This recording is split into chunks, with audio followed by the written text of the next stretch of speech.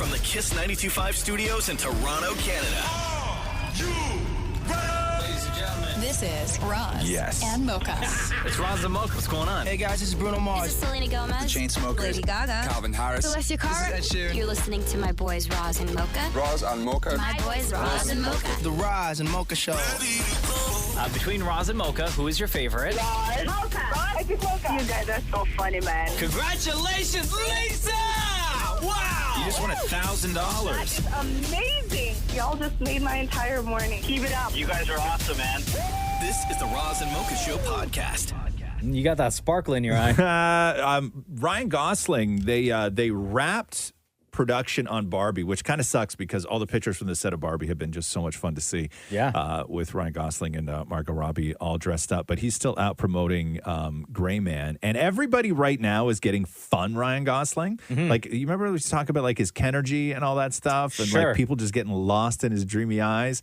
He's having a lot of fun, and he was talking about the joy he has knowing that people may dress up like his Ken for Halloween. Listen to this. Are you ready to inspire a lot of Halloween costumes this year? This is my dream. I've always wanted to make a character that people might go out for Halloween as. And so I was actually in an elevator the other day shooting Barbie, and I was in my cowboy costume, and a guy got in and he said, he's like, I'm going out for that for Halloween. And it was like a great moment. I hope that's true, and I hope they have multiple choices. Wow, he should have multiple choices. See, everybody's getting fun Ryan Gosling right now, I but know. you don't always get fun Ryan Gosling. I want to play this clip for you. When was this from, Maury? This was from 2016. Okay, so this was Maury getting not fun Ryan, Oh, right? Because not no. everybody gets fun Ryan. Right Yeah. now with Barbie and Gray Man, you're getting fun Ryan. This is not fun Ryan. Listen to Maury on the red carpet with Ryan Gosling. Ryan Gosling, as much as I would love to stare into your eyes, I have to ask you questions. Okay. This film, by the way, congratulations, incredible. Thank you. This film, I got the impression that sometimes, I guess, work is more important than love. Am I wrong? Sometimes you get it wrong. Well, I think the dilemma of the characters is that, what's more important, Also, in this, you were such an incredible romantic. What kind of a romantic are you in real life? I don't know. I mean, I don't know how to answer that. Right? What? So not everybody. So right now, He almost sounds like a jerk. Bro, everybody's getting fun Ryan, but there was a time where you didn't get fun Ryan. That's why it's so wild to see Ryan out there talking about Kenergy and everything else. Hold on. What? Sean, it's Roz and Mocha. What's going on, brother? So here's what Sean just texted us. Okay? Yeah. Ryan Gosling lived a block away from me and bullied me on my paper route. And my dad had dealt with the situation accordingly. LOL. I hate him. I would love to cross paths with Ryan Gosling again. I swear, I'm not a violent person, but my fist would clench. I had a paper route when I was younger, and he had some kind of red Trans Am, and he lived up the street and around the corner from me. Yeah. And this is the time he was like in high school or something like that. And he would bully me, calling me names when I was on my paper route and stuff. Yeah. It came to the point where I told my dad, and I said, look for the red Firebird when I start turning the corner on our street delivering papers. Yeah. And he came out with a big pipe wrench and gave him a good threaten. And he burned off, and that was the last he ever bullied me. Really? And then he went off to Hollywood and gave a big star. Yeah, I know. The pipe wrench my dad got was like this 2-foot huge aluminum pipe wrench. Okay, nobody cares as much about the pipe wrench as you do. What did Ryan Okay, honestly, I'm not going into detail about your dad's huge pipe wrench. Okay. Well, what did Ryan Gosling used to say to you? He used to call me some brutal names that I just won't want to say and I don't want to put on the air, but just straight up being a teenager bullying a younger kid. Yeah. How much younger were you how old then? were you Yeah. when this was all happening? I was delivering papers. I think I was around 8 or 9 years old. I had the paper route because it was right on my street. Was he on Breaker High at that point or no? Not at that point, no. Was he handsome? Was he From handsome? getting on Breaker High. Was he handsome at that point? Well, yeah, he's a good-looking guy, right? Just needed to make sure. When I'm that young, I'm not. Like, was he exceptionally handsome? Would you say? Yeah, he had nice blonde hair. He was driving like this red Firebird. Yeah, that's I know. I just need him. I need you to say the words. He was exceptionally handsome. It was exceptionally handsome, especially driving a red Firebird. You got bullied by the best looking bully the world has ever known. You probably smell great I don't know too. how to feel about that. You should feel privileged. So when he I should feel privileged. when he got famous, and you hear people like just fawning all over him and everything, like, does it drive you nuts? Like, do you still hold like that for him? Oh, 100%. I will not watch. I watched one of his movies and I really liked it. And I was upset that I really liked it. Really? But going forward, no, I will not watch any of his movies. And again, I'm a little upset because now I have a daughter and he's making that new Barbie movie. Right. you're So gonna have to watch it. I'm going to have to watch him as Ken, and I'm going to be sitting there grinding my teeth. Knowing that you got bullied by Ken when you were a kid. Yeah. I got bullied by Ken. Oh my God, dude! What if your daughter wants the doll, and then you're gonna you're gonna walk through the living room one morning and step on it and hurt your foot, and he's gonna be lying there shirtless, staring up at you with that big smile. Yeah, that thing would probably get stomped or thrown out immediately. When he did The Notebook, and everybody was like, "Oh my God!" The world fell in love with him. That must have drove you crazy. Oh, it drove me absolutely nuts. You probably even just like hated houses at that point, right? Like you would hate everything associated with Ryan Gosling. If you walk by a construction site, saw a guy building a house, you want to throw something. Yeah, I do. And my wife bugs me about it too. Does your wife like him? Does she think he's sexy? She's here right now. Oh yeah, put her on for a sec. Here's Amanda. Yeah, put her on. Hi, Hi, Amanda. Amanda. What do you think of Ryan Gosling? Hot? No, actually, not my type. Oh my come God! on. First of all, congratulations. Okay, you're the greatest woman of all time. You're a real one. Right, you're real. Yeah. What about you guys? Hot or not? Oh, Who? super hot. Who? I don't judge men, man. I mean, yeah, neither. You're the one that said he's extremely handsome. What does it matter what I think? Yeah, he was. Yeah. Okay. No, you're the best. All right, Sean. Thank you so much, dude. I appreciate the call. Listen to you guys every morning. Oh, man, we appreciate you, brother. Take care. Okay, take care, guys. The Roz and Mocha Show podcast. Kind of upset Why? What happened? because I feel What did you do? like we could have made a ton of money from something that was said on this show years and years ago. Oh. Did you see what Julia Fox was wearing the other day? There's a group photo she took. She's at some Who's fashion Julia thing. Fox? Remember Uncut Gems? Oh, Kanye, the girl that dated Kanye's Kanye for ex. 5 minutes and turned it into a weird career. Yeah. Yeah. And he made her get rid of all her clothes and then Right. Bought her all new stuff. decked and her then, out with all brand new clothes. and then Kanye dumped her, and then she just started like cutting other things up and wearing it down the street. Yeah. Yeah. She's had some wild outfits, that girl, man. Uncut Gems. Some wild outfits. Bro, she was wearing the deep V jeans. No. Yeah. No. Do you know about deep V jeans on the show, Deepa? Because you've listened to this show since you were a kid, before joining the show. Do you remember deep V jeans? No, I actually don't remember what happened with that. Deep vagines. This was a Roz creation. Yeah, That already sounds wrong. I talked to my lawyer about this because I was going to make them as a goof, and then I just got too busy and I never did. Like I had the websites, I had, I had the trademark applications all done and everything else. Nah, sue what? For what? What she got? $15? Do you want to see? Yeah. What the deep V jeans? Yeah. So deep V jeans, by the way, I was always like, I wouldn't just wear like a deep V. Like my deep Vs were super deep Vs, right? Shirts, by the way. Shirts. Deep V shirts. And I had said, why doesn't somebody come up with deep V jeans where it's like jeans, but only like where the button and zipper are, just remove that and cut out the triangle. Like right in the middle. So you'd have a deep V shirt and deep V jeans. Yeah. Oh, right? no. So these Deep vagines is what these they were. jeans? Is that, These that's, vagines?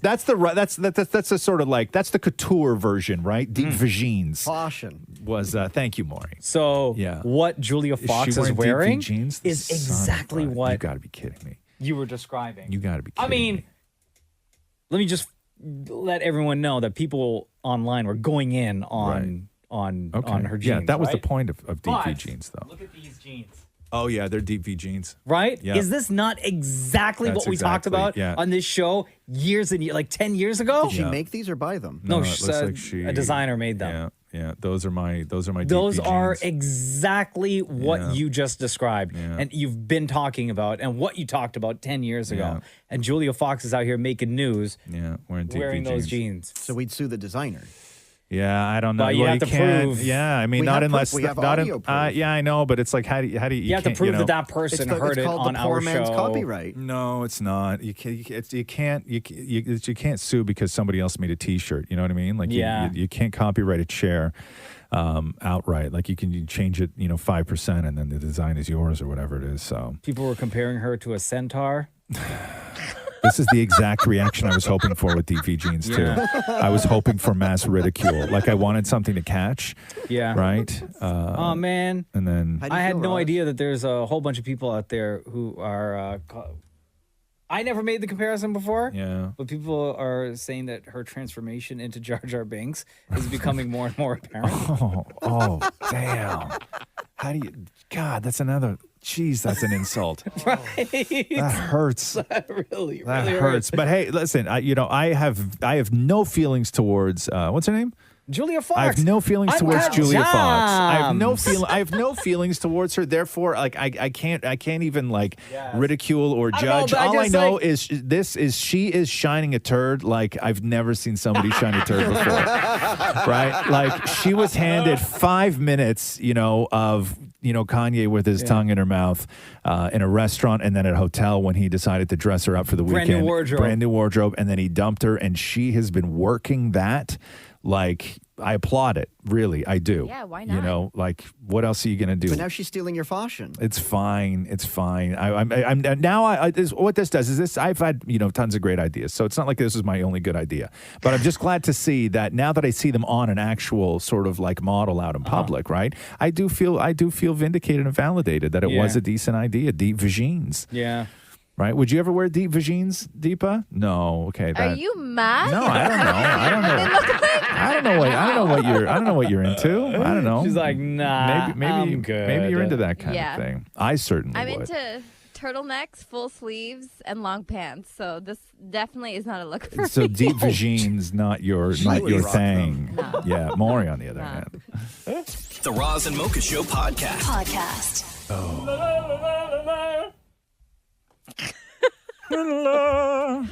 Sorry. That's pretty good. Thanks. Wait, who? Roz or myself? Mocha. Yeah. He sounds exactly like Shakira. Right? Oh. Just like Shakira. What? Wait, I'm actually conflicted now. Wait, can you both do it again?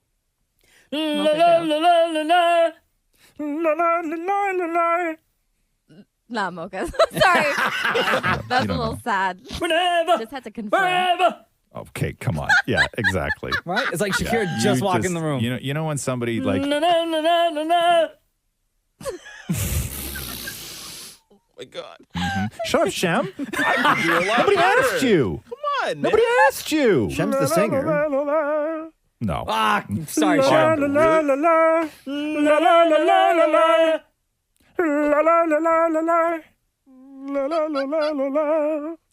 Come on, right? Okay, you go. Okay, wait. Deepa, you close your eyes for a second. Okay? Okay. Okay, Shem. Well, I guess you don't even have to close your eyes because I'm going to tell people when to sing. You can open your eyes again, Deepa. Okay. Okay. I don't know why okay. I don't know. Okay. That's so funny. All right. It's okay. God, you close your eyes and close your ears so you can't hear Yeah. Roz Okay. say Yeah, Shem. Deepa. Okay, don't listen, Deepa. Okay. Okay, You're all gonna right. you're gonna judge us. Y'all do whatever okay? you have to Just do. don't listen for a second, okay? This is the way I would like to do the singing contest, okay? If you could not listen and turn your headphones off, and then Sure. Okay, thank you. Turn your computer screen off so and you can't see us. Yeah, exactly. Okay, Shem, you go I'll ahead. just leave the studio. Yeah. Okay, Shem, go. That's weak. What? Okay, now you go, Mocha. Okay, do I need the lyric? I don't need the lyrics for this, right? It's What? La la la la la. Yeah, okay. The lyrics. Okay. Deepa, you're listening. You just laughed. You're listening. Wait, am I not judging? Yeah, you're listening though. Yeah, I am. Wait, how am I supposed to judge if I don't listen? Or were you serious about me turning my headphones down? People look so confused right now. I'm so confused. Sounds like Miss Piggy. Oh. Whatever, dude. Yeah. Whatever. I actually think that Mocha sounds the best. Oh, hold on here. Now we got to go to judge number 2. Damn it, Maury. Oh, Mocha. Oh, never mind. I don't know why. Come on, man. The Roz and Mocha Show podcast.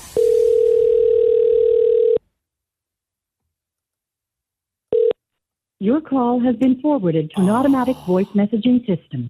6234 is not available. At the tone, please record your message. Oh, man. Oh, no. This What? is terrible. Carter, what's going on? It's the Roz and Mocha Show. We got a note from your employee and friend, M, who said you're a big fan of the show and you wanted to call. But more importantly, here's why it's going to be crushing for Carter. Okay. And also for Damn It Maury. Oh, no. Because Carter, apparently, according to M, Carter is a huge Damn It Maury fan. And all Carter wanted was a phone call from Damn It Maury. So this is going to be Maury's time to shine. What and the Carter hell? didn't even answer. This is the luck I have. My one fan didn't answer. Did you dial right? I dialed correct. Yes, sir. Anyway, what would you like to say to Carter, Damn It Maury? Well, thank you, but dude, answer your phone. I wanted to now that I know. Sorry. Oh, no. Oh. No. Sorry. Yeah. Happy birthday. We'll get you next year. The Roz and Mocha Show podcast. Can we play that Kevin Hart clip talking about the tortilla challenge? Oh, yes, absolutely. So the tortilla challenge, because we did it in here and it was uncomfortable to watch. Deepa had some rage. Oh, man. Yeah. People, if you watch the video at Kiss925 on Instagram, Shem's face, like his eyes popping out of his head. Yes. There were comments like saying how Shem's face, his reaction, it looked like one of those filters that people use on Snapchat. Yeah, with the eyes bugging out. So Dwayne Johnson and Kevin Hart did it, and theirs was probably like the one that went the most viral and was crazy because The Rock is just such a huge human and standing next to Kevin Hart. So here's a little bit of what went down with the Kevin Hart Dwayne Johnson tortilla challenge. No. That's too much. What? You can't hold it like that. How are you supposed to hold it? You gotta hold it in the back so it's all tortilla. Here, that's it. Like that. Yeah, like that. Don't knock me out. No, I'm not. But don't use your hand around and put your whole hand back there. Should I wet my tortilla? No. No. Here we go. Here we go.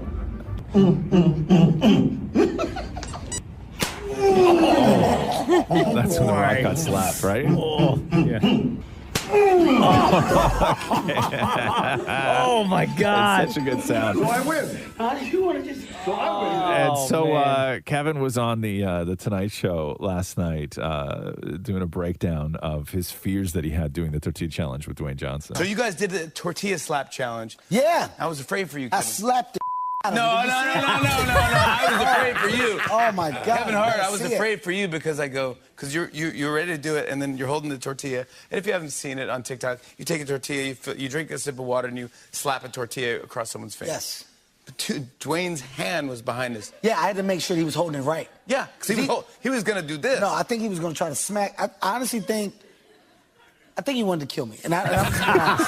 Because he had his whole palm behind the tortilla. I'm like, no, that's not how you do it. That's not tortilla slap challenge. That's not the slap. He slapped with the tortilla. Yeah, you're just going to slap me. And then he's like, because that's how he talk. He's like,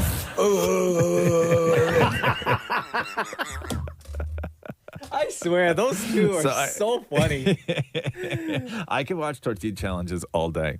All day. I love, there's nothing. This is my favorite thing in the world right now is watching somebody get smacked in the face with their tortilla. A video the other day of two kids, I guess they're siblings. Yeah.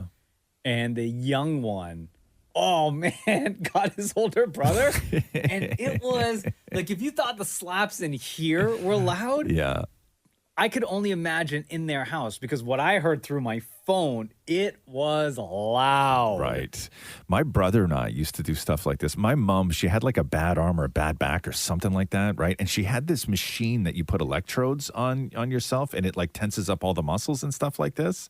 Right, you know, Like one of those Dr. Ho? like a Dr. The Ho, but only Dr. like, Ho but only, device? but only like medical grade, like, Okay. like, and she didn't need it anymore, so she gave it to my brother. My brother asked if he could have it, and she was like, "Yeah, sure, whatever." And then we used to sit in our apartment when we had no money, and we used to stick them on like our necks, right, okay. and then crank it all the way up until your head bent so far sideways that like the top of your head was touching your shoulder, right? And we would just do that and torture each other with it, right? Did you ever put it anywhere else? It's yeah. We would, not there. No, you can't do that. They don't stick right. Okay, right? okay, gotcha, No, you can't do that. And then we had like a little, like this weird little mallet. It was like a little tiny baby ball peen hammer kind of thing. And we realized there's a spot on the side of your knee that if you hit not even hard, just lightly, like your whole leg buckles and you fall on the ground, right? On the side of your knee? Like the side like of when you your, go to the the doctor, side of your sometimes they knee. take No, it's the side of your the little knee. mallet and they hit like No, on it's the top of your it's the side of your knee, and we used to hide this thing, right? And so I'd be on the ground like playing. I don't even know what it was at the time. Certainly not PlayStation, maybe Sega. And then I would have it hidden under my leg, and if he got up to go to the bathroom, I would take it and just knock him really lightly in the side of the leg, and then he would buckle and fall, right? Because it just sucks the life right out of you. It was the greatest thing. So all of this stuff, like tortilla challenges and everything else, it's just like it feels like home for me watching people hurt each other out of love, you gotta right? do it too. We What's gotta that? slap you. You gotta slap us. If it feels like home. You think I'm letting You somebody gotta slap take this part in face, Deepa? Please. He's got a book to promote soon. So. The Roz and Mocha Show podcast. Ryan Reynolds almost killed Steve-O from Jackass. What? So Ryan Reynolds did another one of those commercials from his marketing company. This one was for Mountain TV Marketing. It's a marketing platform that people can sign up for and everything else. Yeah. And he brought Steve-O from Jackass on to help him sort of do the run-through of the product, but only Steve-O, before doing the run-through of the product, had to eat a California Reaper. So here's the setup. Here's the setup. Hi, I'm Ryan Reynolds, and welcome to my mountain television software demo stunt. Let's be clear, there's a full medical team. Today, we'll learn why Mountain is the hardest working software in television by demonstrating how brands, big and small, are using it to transform their marketing. Of course, that sounds like it could be pretty boring. So I thought, what if someone ate a Carolina Reaper right before doing the demo? I thought I was here to promote my small business using Mountain's platform. Oh, you are.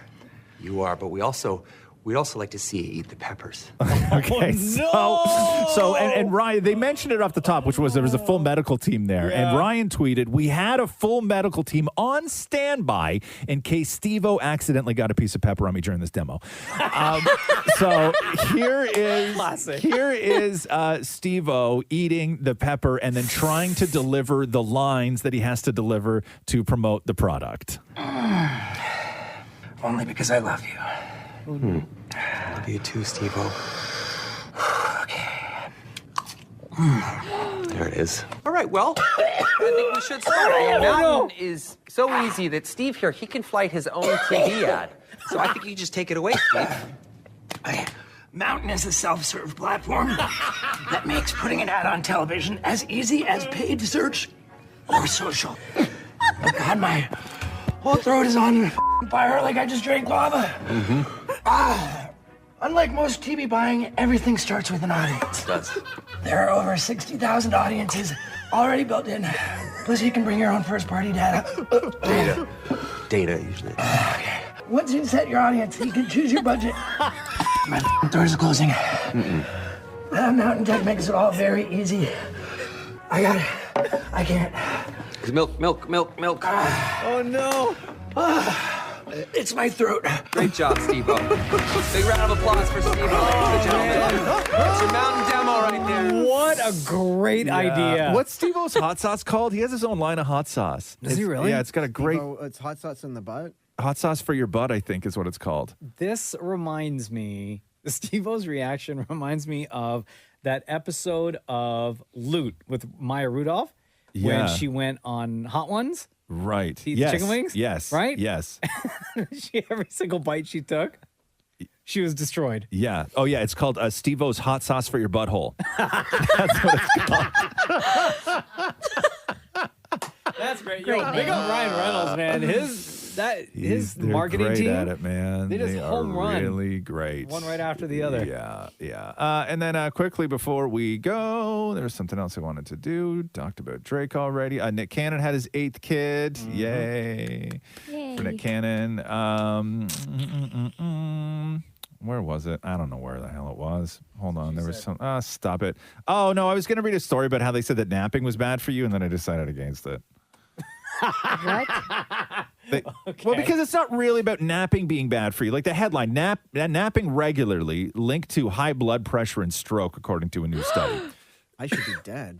Yeah, but what they're saying is that it's because people who tend to nap have some other sleep disturbance in their life, meaning they're not getting enough sleep at night, meaning they have insomnia, meaning they have all this stuff. So it's the general lack of sleep that is causing all of this, as opposed to somebody who sleeps a full night and then likes a quick nap in the afternoon. Well, it's not. It is napping regularly, because then they say the best nap is 2 o'clock in the afternoon for 20 minutes. So good. Right? Ooh, agreed. Right? Wait, 20 minutes? 20 minutes. For 2 hours. 2 hours, Maury. That's a sleep. That's a sleep. The Roz and Mocha Show podcast.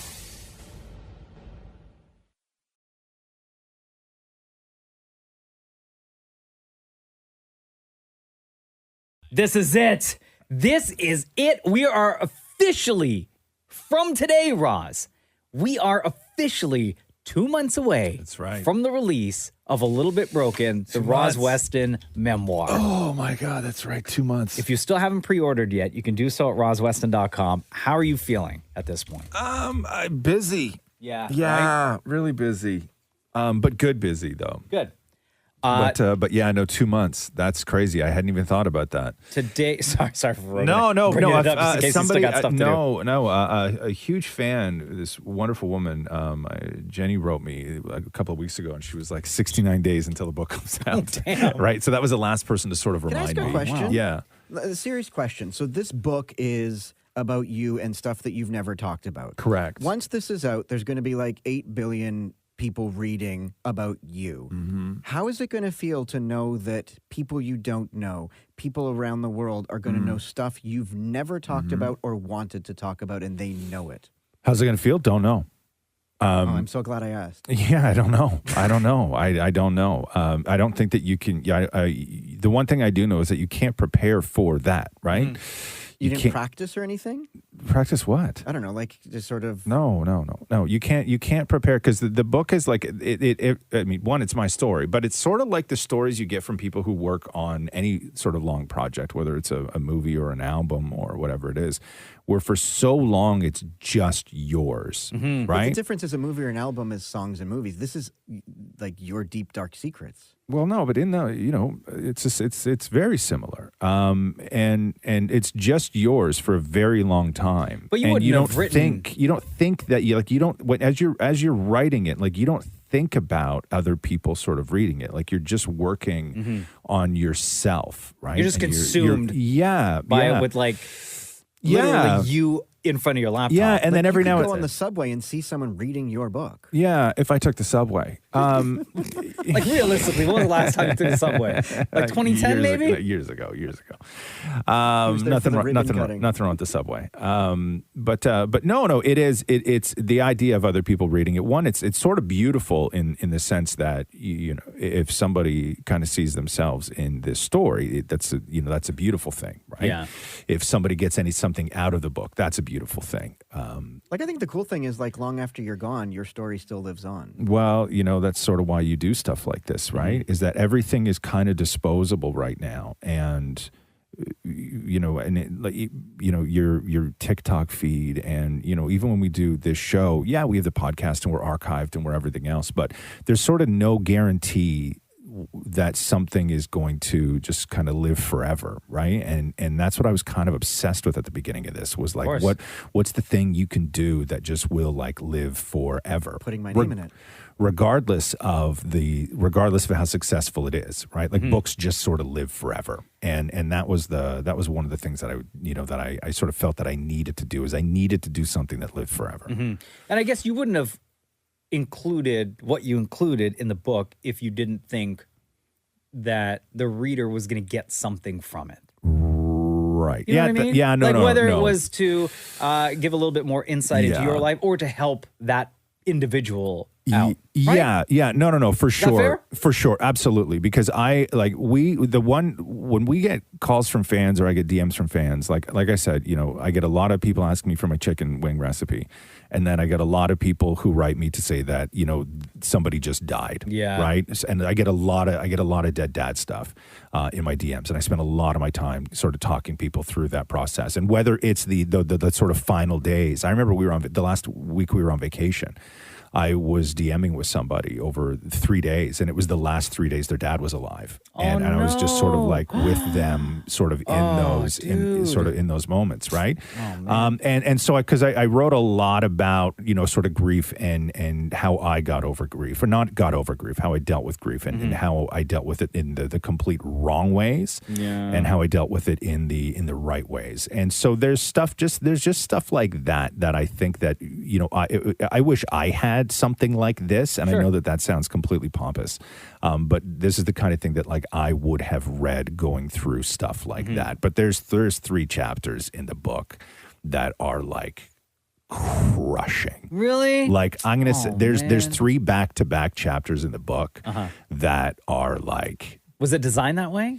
No. Did you plan? No. In the process, you like, okay, I'm going to tell this, I'm going to talk about this, and then it's going to lead right into this, and it just so happens that the 2 are back to back. So at the top of those pages, do you write, if you don't want to cry, skip to page 54? Yeah, man. Like they should come with a warning because Really? It's like there's 3 chapters in the sort of middle of the book that I knew were coming to. I knew I had to write them. Yeah. And I was like it was heavy on me when I knew I was going to get to that point of where I had to start writing the chapters, where I was just like, my God, yeah. Wow, cannot wait. We are officially 2 months away from the release. A Little Bit Broken, pre-order right now at rosweston.com. Looking forward to it, man. The Roz and Mocha Show podcast. So we are approaching the date of your memoir release, September 27th, Yes, Roz. sir. A Little Bit Broken. And we also found out that this Wednesday is the final day that Dammit Maurie has to make it into the book. That's right. Because that was his number one question right out of the gate when you made the announcement back in April. Yeah, when the whole lead up and everything else to the book announcement, it was like a super emotional day, and it was wonderful, and everybody had questions, and it was really interesting. Everyone was so supportive. Because as soon as I finished the announcement, Maurie's like, "I have a question." I was like, "What's that?" He's like, "Am I in it?" And I said, "No."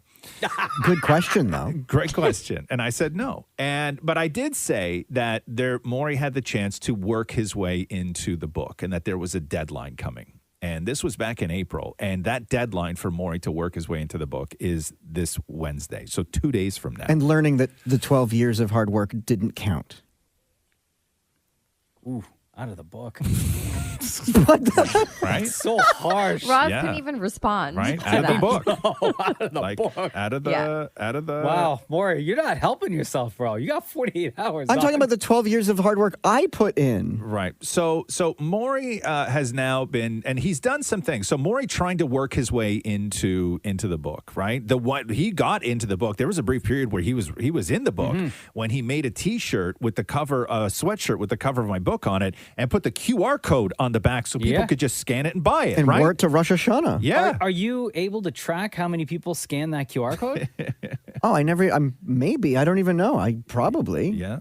I can't imagine many because I only wear it to like family functions. Right. So Thanks for helping the cause. Yeah. Thanks, man. Not dedicated. Thanks. Yeah. Out of the book. Yeah, out of the book. Out of the book. Okay. So Maury now has 2 days to earn his way. Well, I have another idea. Okay. Well, so what's that? Okay, so because I know like you've written what, like 200-300 pages already. 300 pages. I don't know. However, how long's the book? 330 something. Okay, sure. And so I've you say written, that like you don't believe me. No, I feel like maybe it should be longer. Longer. You're criticizing now? Out of the book. Out of the book. No, we want to read more. These are compliments. Okay. So I've taken upon myself to write a few suggestions that literally all you have to do is copy and paste into the book. Suggestions about what? Like our how you could write about me for the book. Like I've written some scenario. Is this like when you need a letter of recommendation and you're like, yeah, just write something and I'll sign it? Yeah. Okay. Here are 4 situations that you could just copy and paste. Four. Okay. First one. Go. Okay. I often am reminded of the simpler times of the early 90s and that time I went to get some mint ice cream and they only had 1 spoon left. So it was either no ice cream or share the spoon with this twink I saw named Maurie Sherman. From sharing a spoon to being his big spoon later that night. Whoa, hold on a second here. Hold on a second. Okay, that is not how we met. No, but nobody needs to know that. I mean, half the stuff we read in books is fake. Like y'all didn't know each other back then. Nobody needs to know. This is a great story. Okay, what's the second one? Okay. One might assume that I was able to get any girl I've ever wanted. That was totally true until the summer of '92 when Lucy came to town. She didn't have a type. She liked both tall guys and short guys. I was totally into her, so was Maurie Sherman. I didn't stand a chance against him. Everyone loved his chiseled good looks. It wasn't until 8 p.m. that Friday night when we put it to the fist in the parking lot. Maurie may have knocked me out, but I still won Lucy's heart. It's the fight still talked about to this day. First of all, why are all your stories happening in the 90s? First of all, also, you didn't kick my ass in the 90s either. Over a girl. You want me to put in my book that I got my ass kicked by you because we fought over a girl? Yeah, named Lucy. In the 90s, you were all still gay, Maurie. Again, great story. You know his book. Great story. You know it's a memoir. It's not fiction, right? You got another one? Yeah, of course more. I do. Whatever the shorter one of the two. Okay, go ahead. Okay, fine. I'll go with this one here. Okay, yeah. And now comes the time that I tell you how I came up with the title of this book, A Little Bit Broken. It was just before Christmas 2003. I had just used the last bit of money I had to pay to take out for some takeout Chinese food. I was sitting on the curb eating, knowing after this meal I would have no way home. Suddenly a Bentley pulled up, and all I saw was his alligator shoes. He asked if I was a little bit broken. He tossed me a tight-rolled $100 bill. To this day, I call $100 bills having a Maurie. Such great memories. Oh, no. Desperation at its finest. Desperation. Desperation. Also out of the book. The Roz and Mocha Show podcast. Well, today is officially 2 months until the release of Roz's memoir, A Little Bit Broken, ladies and gentlemen. Yes. If you've not yet pre-ordered, you can do so at rosweston.com. Today is also the final day that Dammit Maury has to make it into the book. Because if you remember, Maury's first question when you made the announcement back in April was, am I in the book? Right. Not congrats, not proud of you, not any other question about the process. I'm proud of you, and congrats is not a question. No. The only thing you had to say was, am I in it? That's a question. That was it. Ridiculous. And you had said leading up to this that Maury had X amount of time to make it into the book. Yeah. And throughout that time, he has made it out of the book. He's been out of the book more times than he's been in the book. Right. He has worked his way into the book a couple of times. And like we predicted, he would then blow it. And then he was out of the book again. And so today being the last possible day. I am? What? What? In the book? No. Oh. Today being the last possible day, I guess Maury tried to pull out all the stops. I don't know. Made a phone call yesterday and in regular Dammit Maury fashion, recorded the entire thing. Hello. Ross Weston, this is Frank J. Sherman. What's going on, man? How are you? Okay, so by the way, this is Maury's father, Frank. He called, and Frank called Roz. I guess the whole family wants to know what's going on. That's a good question. I want to find out what is holding back on the answer for Maury for getting into the book. He's shown himself. He's presented himself. He's presented himself. In the show, he's quite the character that's part of the team, and the team has to be mentioned. All the achievements and the character that he presents himself on the radio station. That I think he deserves to be in there. I mean, he's one of the dammits, just like I'm a dammit. So here's this is maybe you can relate to this. So in April when I announced this book, right, I went through this whole emotional thing, right? Tears, everything, with the announcement. I said, does anybody have any questions? Everybody had all sorts of questions. Are you okay? You know, how long did this take? Why'd you do this? Maury's number one question was, for my life story, was, am I in it? Right? To which I said, no. But you have from now until mid-July to work your way in the book. I will say this to you, and maybe you can relate to this. Maury has had from April until now to work his way in the book. And the only thing that he's really done to try and work his way in the book is to rely on things he's already done, as opposed to trying to do something new. I was hoping for the grand gesture, the big thing. And there isn't a whole series of great big things? No. I'm not going on what's in the past. I said from that day, he has from that day to work his way into the book.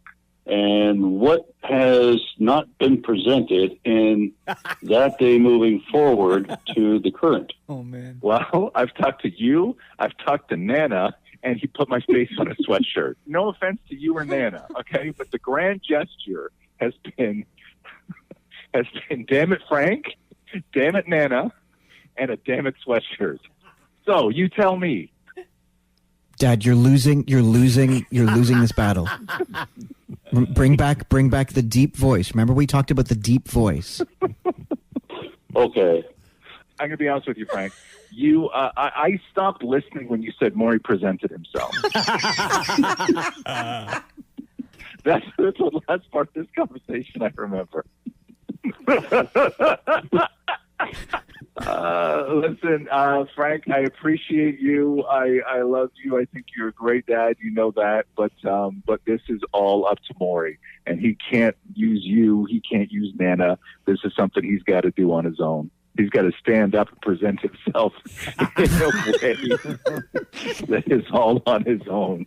We're done. This did not go well. This did not happen. Okay. Yeah. Okay. Better, man. All right. I love you, Frank. You take care. I don't know. Yeah. I think this did more damage than it did. No, I was really hoping for the grand gesture, man. I really thought you were going to come through. So that's it. Yeah. Today's the day. Today is the day. And we had decided that once I make my decision as to whether Maury's going to be in the book or not, we had decided that to not disclose until publication date whether Maury's actually in the book. So, like, do I get one more day? So, no, today is the day. This is it. And this is how you chose. This is how you went out. To lobby. And this was like your last ditch attempt. And you failed miserably. Yeah, I had to remind Maury. I told Maury last week that today was the deadline. And I reminded Maury last night that he didn't do a damn thing yesterday. He had all show yesterday. Now it's been proven. I should have done nothing. I should have done more nothing. Why? What do you mean? What? Because if I just stayed in the shadows, then maybe I couldn't have screwed this up like I did. No, and also, you know what I love about Frank? Don't you love? This is the thing, okay? If anybody ever writes a book out there, okay, right? You're gonna get a lot of Franks. Which is people like Frank calling you, telling you what should be in your life story. Right? Talking about his son presenting himself. Yeah, exactly. Right? He's shown himself. He's presented himself. The Roz and Mocha Show podcast. Hello? Yo, it's Roz and Mocha. Hi. Hey, what's your name? My name is Jessica. Jessica texted and said, just want to let you guys know I'm currently on my way to Toronto to get a surprise tattoo for my fiance that I'm marrying on Sunday. He thinks I'm at work. He does. Wow. Where are you getting the tattoo? Like where on your body? I'm getting two, but the one for him is my inner hip. What is an inner hip? Well, like my hip, but then like closer to the middle of my body. Oh, okay. You know what I mean. On the left or right side? My left side. Okay. And what is the tattoo for him going to be? It's a nickname that we call each other. It's, nothing crazy, but he doesn't have any tattoos, and I don't really think that, like, I only have one, and I just didn't tell him at all that I was even thinking about getting it. Yeah. I just thought that it would be a fun idea, and I don't know how he's going to react. Okay, so what's the nickname? It's like Babe, but instead it's BAH. It's kind of, it's Ba. Ba? I know. That's something that is only between the two of you. It's when I used to complain, I would go, Babe. And it just became, and it just became Ba. Exactly. It just transformed into that, and we've been calling each other that for like 8 years. Oh, man. that's kinda sweet. Ba is my Lebanese friend, Albert. That's what he calls his dad. Ba. Oh, no. Yeah. So I don't know if in Lebanese maybe Ba means father. Yeah. So is that thing going to be like right on your panty line? Like, are you going to be in pain on you all dressed up in the wedding dress? I did think about that, but it's worth it. And I wanted to do it before the wedding because I thought it would be a better surprise instead of after the wedding. When did you guys get engaged? Oh, my gosh. We've been engaged since 2018. Oh, Girl. Yeah. I know. Yeah, you had This is 4 our years to third get this wedding. tattoo, and you're waiting days before? No, I didn't think about that. That's true. And then what's the other tattoo that you're getting? And where is that going? I'm getting 3 butterflies on my hip. I have 3 kids, so I'm just doing little butterflies just to represent my kids. Cool. Aw, that's really sweet. nice. What do you want to say, Maury? I just wanted to say, what if you did a temporary version of the Ba just to see what his reaction is, and if it goes over well, then get it done real? Like with a marker? That's no fun, That's Maury. no fun. No, you can go to places that do actual tattoos, but they're removable. Because what if he's like, oh my God, I can't believe you did that. That is off. How dare you, blah, blah, blah. How dare you? Maury thinks everybody's married to Matthew. Okay. And then if he's like, oh my God, that's the most romantic thing, and then he kisses it or whatever, then you go get the real one. Oh, God. No. I don't think it'd be as meaningful. Yeah, exactly. Yeah, here, I want to show you something. That's temporary. It's temporary.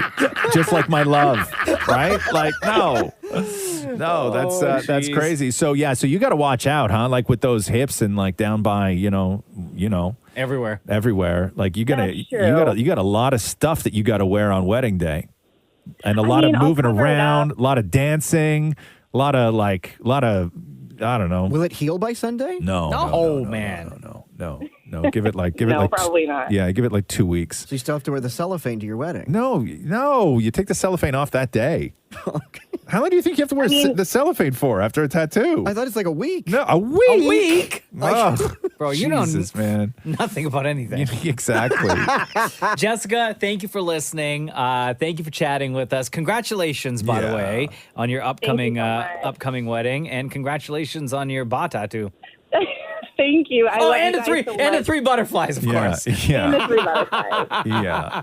They're just the kids. No big deal. We love you right back. Before we let you go, between Roz and Mocha, who's your favorite? Oh, my goodness. It is hands down Roz, and I'm not giving a reason. Thank you. I appreciate that. And I appreciate you. Love you. Love you.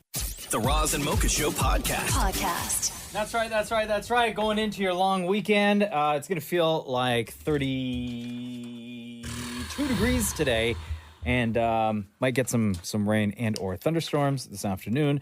Tomorrow, sunny, 27 degrees. Saturday, sunny, 35.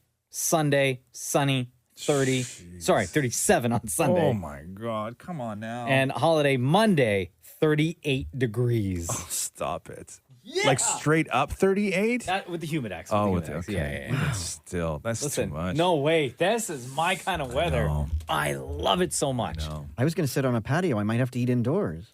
Why? That's Go too outside. hot. That's Come too on now. hot. It's too hot to eat outside? No Too way. hot. No. It's you weak, son. Yeah. That's You're weak. Is there anything more damaging if somebody just straight up calls you weak? Like, there's a lot of names you can call somebody where you can blow it off, right? Yeah. You know what I mean? But how do you respond? Am I But, supposed to go like, that's the problem. should I just go, yeah, you're right? Right. Like, why do you defend yourself? No, because this is the thing, right? Is calling somebody weak, okay, it's damaging. You can call somebody a lot of things and you can build up some sort of response to it, right? You're prepared to sort of defend yourself from a lot of insults. But when somebody calls you weak, the logical thing to say is just something you could never say with a straight face, which is, no, I'm not, I'm strong, right? And like, there's no good comeback for when somebody calls you weak. You just have to take it. Right? Yeah, like, cool. Okay, thanks. Yeah, like there's no other way. There's no other way to deal with it. Be weak and endorse them. Like for that moment, you're weak. Yeah. Right? Yeah, Might okay, as well I'll just- enjoy the AC. Yeah. You might as well just eat at home Yeah. if you don't want to sit on a patio. I know. No, I actually love eating outside when it's hot. Me too. Oh, because you know why, Maury? Why? 'Cause I'm you're not weak. Thank you. The Roz and Mocha Show podcast. Prince Harry is such a bore, according to Carrie Royale, an ex-Las Vegas stripper who 10 years ago partied with Prince Harry and is now auctioning off a pair of his underwear that she said he gave to her. We got so many questions. Carrie Royale, welcome to the Roz and Mocha Show. How are you? Hi, I'm well. Good. So where are Prince Harry's underpants right now? Well, they were at the Harry Moni's Erotic Heritage Museum. They were there for a good almost 10 years. So I'm having them FedExed to me right now so that I have them. And just remind people here, how did you come to be in possession, let alone get the idea to sell? But how did you get a hold of Prince Harry's underpants? It was the night that we were all partying. And, I mean, we have all been drinking. He was obviously already nude. And so just in the middle of everything, I kind of picked him up and laughed and kind of threw him back on the bed. And he's like, oh, well, I don't need these anymore. And so just kind of handed them to me. Okay. So in that after moment, I was like, oh. at the end of the night, did you hang on to them thinking that years later you were going to potentially try to make some money off of them? No, absolutely not. Okay. So I actually got back in my hotel room and just threw in my suitcase. I was like, it wasn't until after a while I was like, holy crud, do I have his underwear? Like, oh, wow. Have they been cleaned? No. No. is that? I understand. You know what it's like, okay? It's the whole Monica. It's like the whole Monica Lewinsky scenario, but. So, Carrie, how do you feel about because there's some there's some backlash coming your way for this. Like it's a sort of a lot of people saying this kind of a gross overstep to to sort of break that trust to somebody who gifts you their underpants. How do you feel about that? I don't think that at all. I mean, he probably has already forgotten about them. He probably doesn't even remember giving them to me. So, I don't feel there's any immoral thing to this. I mean, a lot of people donate articles of clothing, celebrities do, to museums or even just to auction their clothing as well. So, I'm not the first. I'm not going to be the last. Carrie, have you had interest in Prince Harry's underpants from 10 years ago in the past? Like, have people offered to buy them from you? I mean, I put them in the museum for a reason, for everybody to, be able to go and see them. But my PR guy kind of suggested it. And I'm like, you know what? It's time to move on and put it to bed. And if somebody wants to have them, why not? So, Carrie, we saw what happened when Kim Kardashian wore Marilyn Monroe's dress to the Met Gala. If somebody came to you and said, hey, listen, I don't want to buy these, but I got a big event, and I would love to just wear them for the night. Would you be down? Would you be down with that? I would be totally down for that. Wow! I mean, everybody has a price. Who is the ultimate buyer? Do you think, Carrie? Is it going to be somebody who loves Prince Harry or somebody who hates Prince Harry? Oh, damn! Oh, wow! Great question. Like Meghan Markle's dad? Yeah. Like if Thomas Markle Thomas Markle's going to be on a beach next week. Right? Wearing them on the beach. Yeah. Good question. I mean, it could go either way, honestly. I never really thought about that. And if you do get $1 million for these, what are you going to do with the money? You know what? I haven't really even thought about it. I do want to donate some of it to a charity. There you go. So, yeah, I definitely wanted to do that. Are for they sure? What for color sure. are they? Are they black? I assume they're black. Are they black? Yeah. Yeah, Are they they're like briefs or are they like long briefs kind of thing? Boxer briefs? No, they're kind of like I want to describe them like a boy short kind of. Okay. What material? Like- Cotton Yeah. or that Yeah. like spandexy kind? Kind of like a spandexy kind. Yeah. All right. Yeah. Are they soft? Oh yeah. Okay. Good. Damn, Good to all know. right. I just I need to know if I'm putting a bid on these. I need to know what I need to know what I'm buying. Roz here. may be walking around Yeah. those undies next week. Carrie Royale selling Prince Harry's underwear from 10 years ago. Thank you so much for joining us on the Roz and Mocha Show today. Oh, you're so welcome. Thank you so much for having me. The Roz and Mocha Show podcast. Roz and Mocha's Fix My Life. What advice can you guys give me? Okay, so my question is. Got a problem you can't fix? Roz and Mocha got you. Alex in BC, hello. Welcome to Roz and Mocha's Fix My Life. What is going on with you? What's on your mind? Okay, what is the right time to walk away from a relationship? Oof, that is a tough question, Alex. You wrote, it says, Razamoka fixed my life. I dated this guy for 3.5 years. He was my first everything, but I ended things because I felt like I was always going to be curious of what it would be like to experience other relationships. It's now been a year since I broke up with him, and we still hang out in a friends with benefits type way. That's trouble right there. How do I know when it's the right time to walk away from a relationship, even though it's comfortable? And how do I not lose mutual friends over this? How old are you, Alex? I'm 22. Okay. Is this your first real boyfriend? Yeah. Yeah. And in the time that you broke up and you have this friends with benefits arrangement, have you been seeing other people? Has he been seeing other people? No, neither of us have. Okay. Oh, so you guys are still like boyfriend, girlfriend, basically? Yeah. Yeah, basically, I guess. But do you tell yourselves that you're just friends with benefits? Yeah. Would you be upset if he saw somebody else on the side too? Probably, yeah. Would he be upset if you saw somebody else on the side too? Yeah, for Okay, sure. so then why are you in denial over the status of your relationship then? Because it makes it easier for you to walk away? I guess so. Yeah. Have you actively been looking for other guys out there? Like, have you been on, the dating apps or like going out and like trying to meet other dudes? I've gone out with friends a few times. No, but you know what I mean, like with the intention of looking for another guy to potentially date or hook up with. Yeah, not really, no. Okay, has he been doing that as well on his side? I mean, I've heard that he's talked to a couple other people, but I don't know for sure. Okay. Does he want to be in a relationship with you? Like He a does. full-on boyfriend-girlfriend thing? Yeah. Oh, so what the hell, Alex? Do you love this guy? I do, yeah. Yeah. Like you love him? Sounds like it. I do, yeah. Okay, so why are you so hot to end things with him? Because you're just curious of what other guys feel like? Yeah, I just feel like I wouldn't be able to give my 100% when I don't have any other experience, if So that makes sense. He's the only guy you've been with? Yeah. Yeah. Does he know that you feel this way? Yeah. What do you feel that you need to get out of your system? I think I just need to try dating other people. Well, obviously, he's not providing something that you feel a need for, right?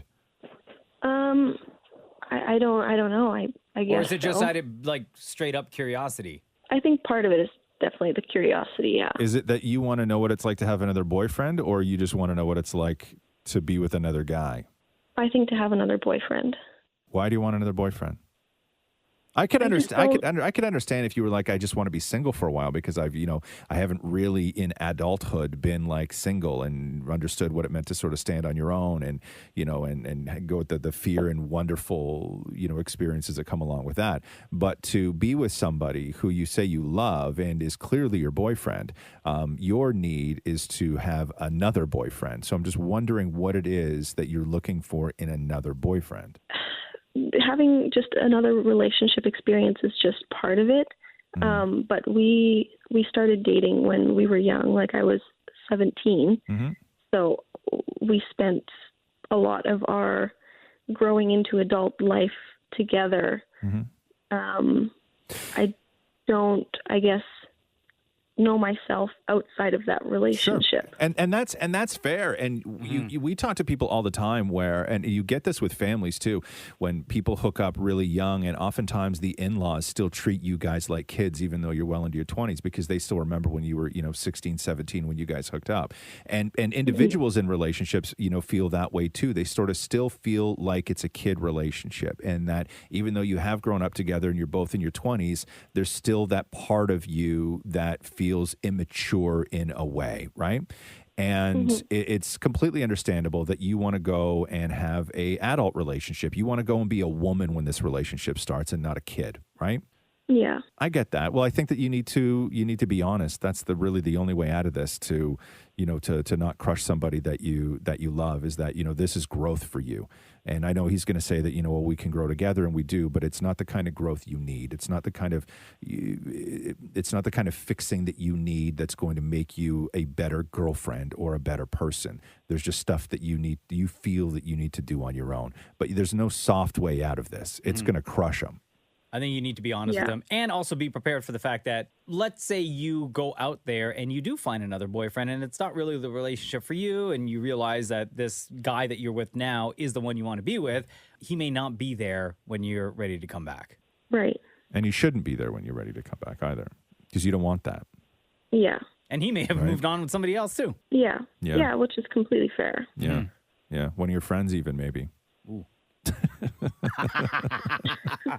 Come on now. I think you just got to sit him down and talk through this stuff with him. I get it. It's tough. You were 17 when you met. You're in your 20s now, and you don't feel like you've evolved to where you need to evolve, as a person, as a woman, both, just emotionally, sexually, like all this other stuff. And the only way out of this is the truth. That's it. Yeah, I think you really need to open up and have a full-out conversation with this guy. Okay, And that makes sense. And stop sleeping together after you break up. Yeah. That makes sense. I really appreciate that. Yeah. Thank you. Yeah, right, you guys got it. You got to stop sleeping together after you split up, though. Yeah. Okay. Okay. Okay. Thank you. Thanks, Alex. Have a good day. Thank you. You too. Roz and Mocha's Fix My Life. On Kiss. Uncoupled is a new show on Netflix that drops, I believe, tomorrow. Damn it, Maurie watched it. I know, Roz, you watched a little bit of it. Some of it, yeah. It's so good. Neil Patrick Harris is in it, and he plays a guy, real estate agent, who, in a relationship for 17 years, all of a sudden, dude walks out on him, and now he, along with his friends, try to navigate the world of things like Grindr. And at that age in that world, Maury, you become what they call gainchant, right? Is that what it's called? That's just absolutely brilliant. That's what I've heard, right? That's what I've heard. How old is Neil Patrick Harris in real life? I think it's like my age. No, I think it's like my age. I think he's like 40, 46. In his 40s, right? I think he's like 46, And then how old does he 47? play in the show? Same age? Same age, yeah. Same age. Yeah. Oh, no, I think he plays younger because the guy... He's 49 now. He's 49 because the guy he's with who walks out on him in the show is 50, and they really play it up like there's quite an age difference. Oh, I'd say by a couple of years, because I mean, he's still been in real estate for years. Right, blah, blah, right. blah. And Yeah. they've been together 17 years. But yeah, it's one of these things where you got to rebuild as somebody who's in their late 40s.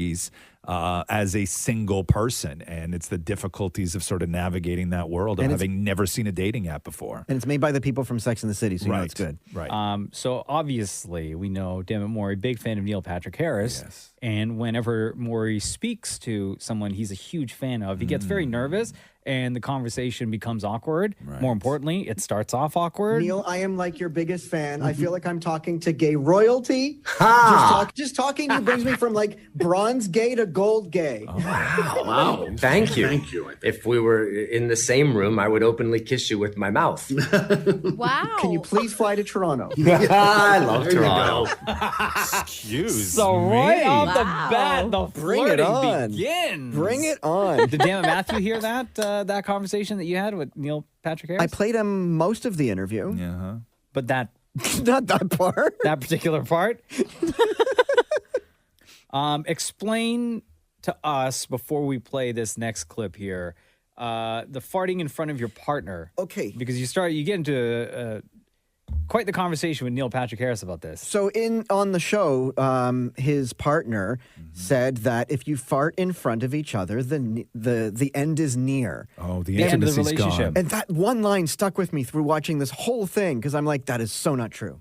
Oh, there's one thing that was said in the show that really stuck out to me that I need to argue you on a little bit. Okay, great, go. Argue you on. Said in the show, once you fart in front of each other, the end is near. And I'd like to argue. I've been with my husband 15 years. I fart in front of him all the time, and we're still doing great. So I don't know if that statement's true.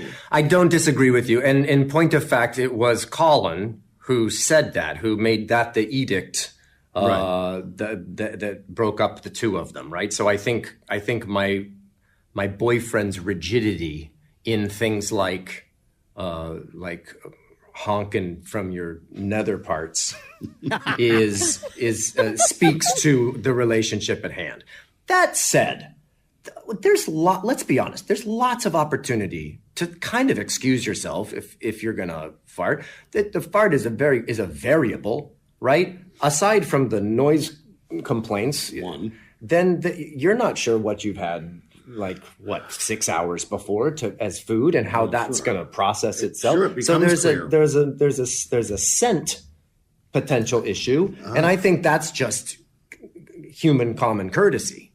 Like, I don't care how long I've been with my husband David, I don't want him smelling like what's happening inside of me. Jesus.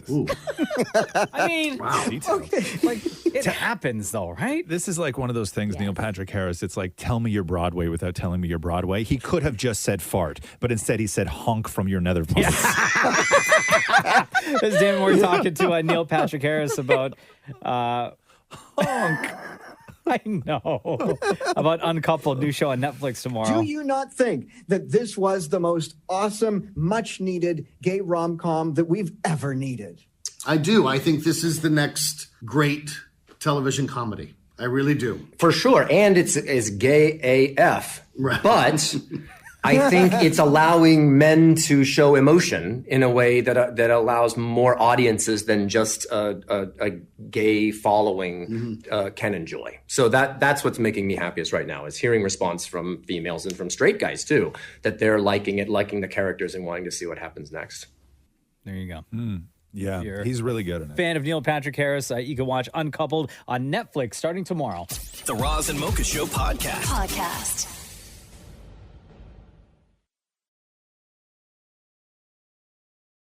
Sometimes people put these stupid lists together, and I think that they're being controversial just for the sake of being controversial, right? Roz is mad. Oh, I'm not mad. Okay, well, let me do this, and then let me see how mad you get. Okay? So Rolling Stone put their list together for the 20 best shows on Netflix, like the 20 best Netflix original shows. Of all time. Well, they've only been making shows since 2013, so yeah, of all time. And I will tell you this. Okay. That Stranger Things is 13. Excuse me? On the list. Okay, now I'm mad. Okay. Oh. Well, hang on. Let's see what's on above top it. 5. What's that? How Stranger Things on top 5? Okay. What about so Squid Game? It's below Stranger Things. Excuse me? Number 14. Who are these jabronis at Rolling Stone that are writing this? Okay, where's Bridgerton? The Crown is 16. Oh. Ooh. Okay, what's top 10? Come on. What's that? Okay, what else is on the list that we all know? And Bridgerton. Maury, you asked what? Where's Bridgerton? Yeah. Not on the list. Throw this list in the garbage right now. Not on the list. What about Emily en Paris? Good job.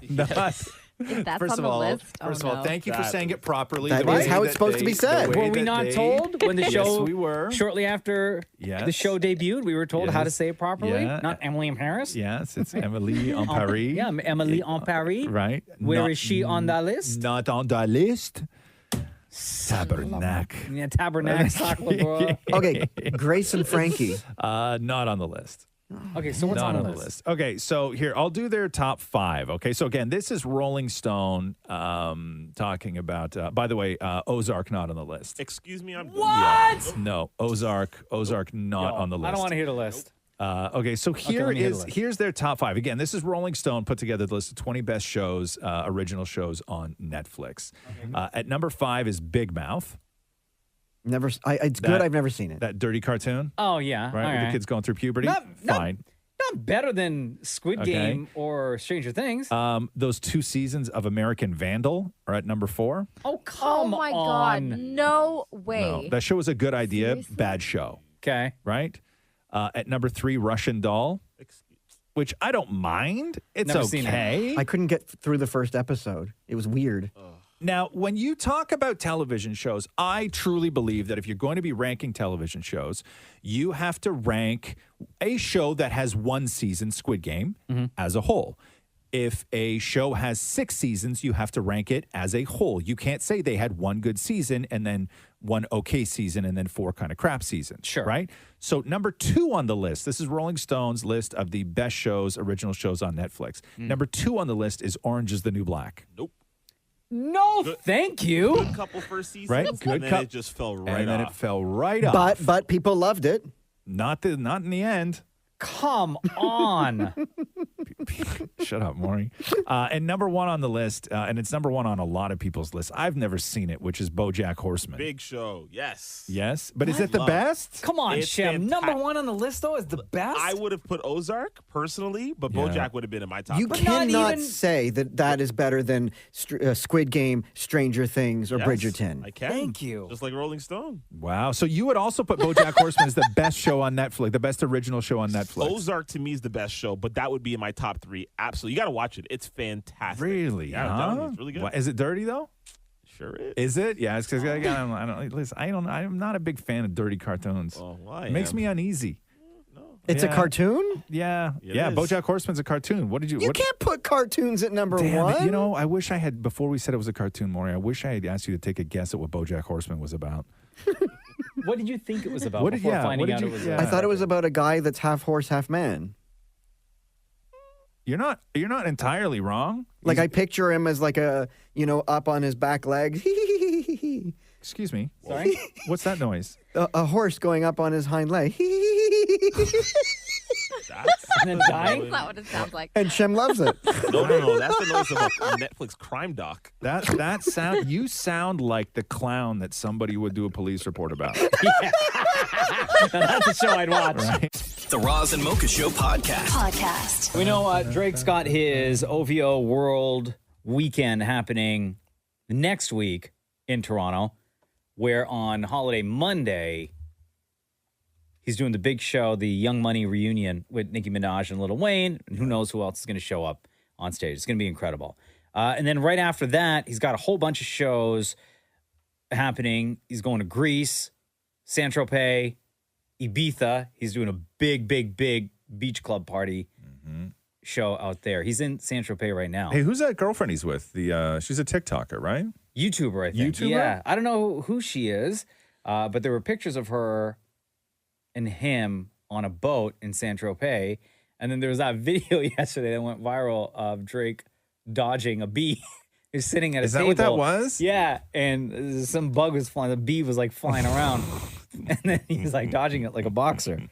But then I don't know if you guys, Drake out here trying to just destroy relationships, right? Yeah. Did you guys see what he put on stories? No. So he took a picture of a woman sitting at a table near where he and his crew were sitting. Right? Okay, She kind of looks like Brie Larson. Okay. And the caption he wrote on it, tried to airdrop this woman a pic of herself because she's a dime. And she's like clearly sitting there with another dude. Oh, man. And Drake just trying to destroy relationships. That's like airdropping is a violation, man. Like you can't there was that story. What was that? Wasn't there a guy? What was that story? Wasn't there a guy on an airplane who went on the airplane and then airdropped his song so everybody would hear his No, song? he airdropped a picture of his stuff to everybody on the there's plane. 2 stories then, yes. This guy, but the plane hadn't even taken off yet. And then everybody looked at their phone and was like, yo, that's the guy. Right? Yeah. Have you not airdropped pictures to people before? What's that? Have you not done that like at a shopping mall or a concert? No. I've done that. Every now and then in this building, if there's like a group of people, Yeah. every now and then I'll just open it up to see who has like AirDrop open to everyone. Right. Just out of curiosity. I don't do anything with it. There was one time our boss was sitting at a table out there, and from in here inside the Roz and Mocha studios, I was taking pictures of him, and I kept AirDropping them to him. Really? Who keeps AirDrop on all the time? A lot of people just have it. They forget to open turn and it they- off. They Is that what forget, that is? You they just have forget? it open, and you forget to put like the contacts only or just to turn it off completely. But majority of people, like if you go into your settings, AirDrop might be open literally for everyone. And if you're at a restaurant and you see somebody beautiful across from you, right? You can only be on Drake level without looking like a complete psychopath. If you're going to airdropping somebody in public a picture of themselves that you took of them, that is like next level, like call the police. Yeah, it's right? criminal. Like you can Absolutely. only be Drake and do that. Yes. Like that can only come from somebody like a Drake or a Ryan Gosling or like somebody like that or George Clooney, right? You can only be that level. My question is, this picture that Drake took of this woman, she's on her phone, right? Right. So I want to know, when he took this photo, as he's trying to AirDrop to her, was she getting the notification? Is that what she's doing? She's looking at her phone at the notification saying Drake wants to send you an AirDrop, wants to AirDrop you this photo. Also, when you're as famous as Drake, it is completely, unbelievably irresponsible for you to take a picture of a stranger and post it on your social and say that you feel anything about her. Also, do you think his phone's called Drake? Oh, yeah, I think it is. Oh, absolutely 100%. it is. Yeah, 100%. Absolutely. Yeah. Yeah, or something like that. Like it's not, Like Drizzy? it's not Doug. You know what I mean? Like he doesn't change it. Like It's not Aubrey, his real No, name. no. But I think it's irresponsible because that's when your fans start going looking for that woman, right? Shem, would you do this? Hell no. You would airdrop. Weird. That's just it's yeah, super weird. It's very weird. Yeah, Okay, no. then don't ask me. Yeah, you wouldn't, Maury. You wouldn't take a picture of a stranger and try and airdrop it to them. You'd get arrested. Well, no, I was just thinking like maybe I would do that at the gym or something. At the gym? Like it- Bro, you psycho. Bro. You are psycho. The Roz and Mocha Show podcast. Roz and Mocha's Hell of a Story. Hello, is this Kit? This is Kit. It's Roz and Mocha. What's going on? Good morning. Good. Thank you. Okay, so Kit, where and when does your hell of a story take place? How long ago? In Denver, Colorado on June 27th, the day after the Avs win. Just recently. Oh, last month. Okay. Okay, so this is right after, as you just said, the Colorado Avalanche won the Stanley Cup, right? Correct. Okay, so you a hockey fan? I am now. Oh, here we go. I watched all the games. Okay, Yeah, so I watched all the games and they were terrific. Okay, so what happens? What makes this a hell of a story? Well, what's good about it is that morning, on Monday morning, the team returned with the trophy, and it was on the front page of the paper. And with the Stanley Cup. It's Landeskog coming down with the Stanley Cup coming down the stairs of the aircraft. And I read the article and everything. I enjoyed the game. I was really happy that we won. And I didn't know it was going to be in my driveway later in that day. That's for sure. What? About 6 o'clock. Sorry, did you just say you didn't know the... Hold on a second. Wait a second. Okay, hold on here. Okay, so you were just like, you live in a regular house, everything else, right? That's right. Okay, the team wins. They get back to Colorado with the Stanley Cup. That's right. Okay. And you just said that you were shocked when it wound up in your driveway. How did the Stanley Cup wind up in your driveway? Well, it was a mix-up in the address. It was one digit off. So, and the trees are really heavy and leafy right now, so it was difficult to see the actual address. I'm sure they were using GPS, but whose house was? They made a mistake. Okay, wait a second. Whose house was it supposed to go to? It was supposed to go to the team captain, Landeskog. Your address and his address are one digit off? That's correct. So you're sitting at home, and what happens? Like like a truck pulls up? Well, my husband Dimitri was in the kitchen, and a Toyota minivan pulls up, backs into our driveway. And then he says, "There's somebody here to see you." And I said, "Well, we're not expecting anybody." And he said, "Well, they're coming to the door." And this guy comes in the door, knocks on the door, and comes in. And my dog is kind of frisky and cute, and so she ran out. And so he helped me wrangle her. Then he came back in. And he kind of looked around, and he kind of looked a little confused. Yeah. I don't live in the same kind of house that Landeskog lives in. It's a little more modest than that. But he was going to bring the trophy in, and Dimitri says to the guy, he's in the kitchen looking out the window, and the windows are open, and he says, "What's that, the Stanley Cup?" And the guy gives him a thumbs up, and it was the Stanley Cup. And I'm like, holy, you can't, there's Stanley Cups in my driveway. And this guy's, he had every intention of bringing it in the house until he realized I was not a hockey player. Hold on a second. You mean to tell me the NHL delivered the Stanley Cup to your house in Colorado in a minivan? Yep. Okay. That's true. So the guy comes into your house and he's low-key judging your house because it doesn't look like a rich hockey player's house, right? Yeah. Well, no. Okay. I don't know. He was extremely polite, okay? Sure, He yes. was. But his name is Phil. He's the cup wrangler. Yeah. Everybody, the guy's famous, right? Did he have the white gloves on or no? No, he did not. No, he did not. I think he was just scoping it out first. And once Dimitri asked him if that was a Stanley Cup, and he gave him a thumbs up, well, I went outside with Phil, and I said, "You kidding me? Can you open it? Can I see it?" And he's like, "Sure." So he opens it, and I get to touch it. I felt the rim. The first thing I did was feel the rim where it got indented because I'd seen that the night before. I was curious about it. Oh, yeah. And, they trashed it on the I ice that lifted night. it up. I couldn't believe how big it was. It was so sparkly. It lit the kitchen up nearly when he opened the hatch on the back end of the vehicle. Okay. So how long did you I got get a to touch chance to stay with the Stanley Cup or have the Stanley Cup in your possession? It probably was about 7 minutes total. Oh, wow. That's a long time. Yeah, But that's great. I'll remember those 7 minutes. You got that right. And so obviously you guys stood around and took a whole bunch of pictures with it, right? Obviously, that didn't happen. The guys were so polite, and they made a simple mistake. And all I was concerned about is getting it to the right location, as soon as possible. I did get to touch it. I took one picture of it, just for the Stanley Cup with the blue velvet blanket. Well, you didn't take like a selfie with it? I didn't take a selfie with it. It didn't cross Four my mind. people It standing didn't cross around a my mind. Stanley Cup. Presumably, every single one of you with phones in your pocket. And no one thought to take a picture of you guys with the cup. I guess I'm not selfie orientated. I don't know, but I guess if I had to do it over again, I would have had the dog drink out of it or something fun. He would have let me do that. Jesus, man. Well, Kit, that is a hell of a story. That was Kit from Colorado, and his address was one digit off of Landeskog's address, and they meant to bring the cup to his house, but instead they brought it to Kit's place. And he got to spend some time with it. He got to touch it. He got to feel the dented part of it, but neglected to actually take a photo of it.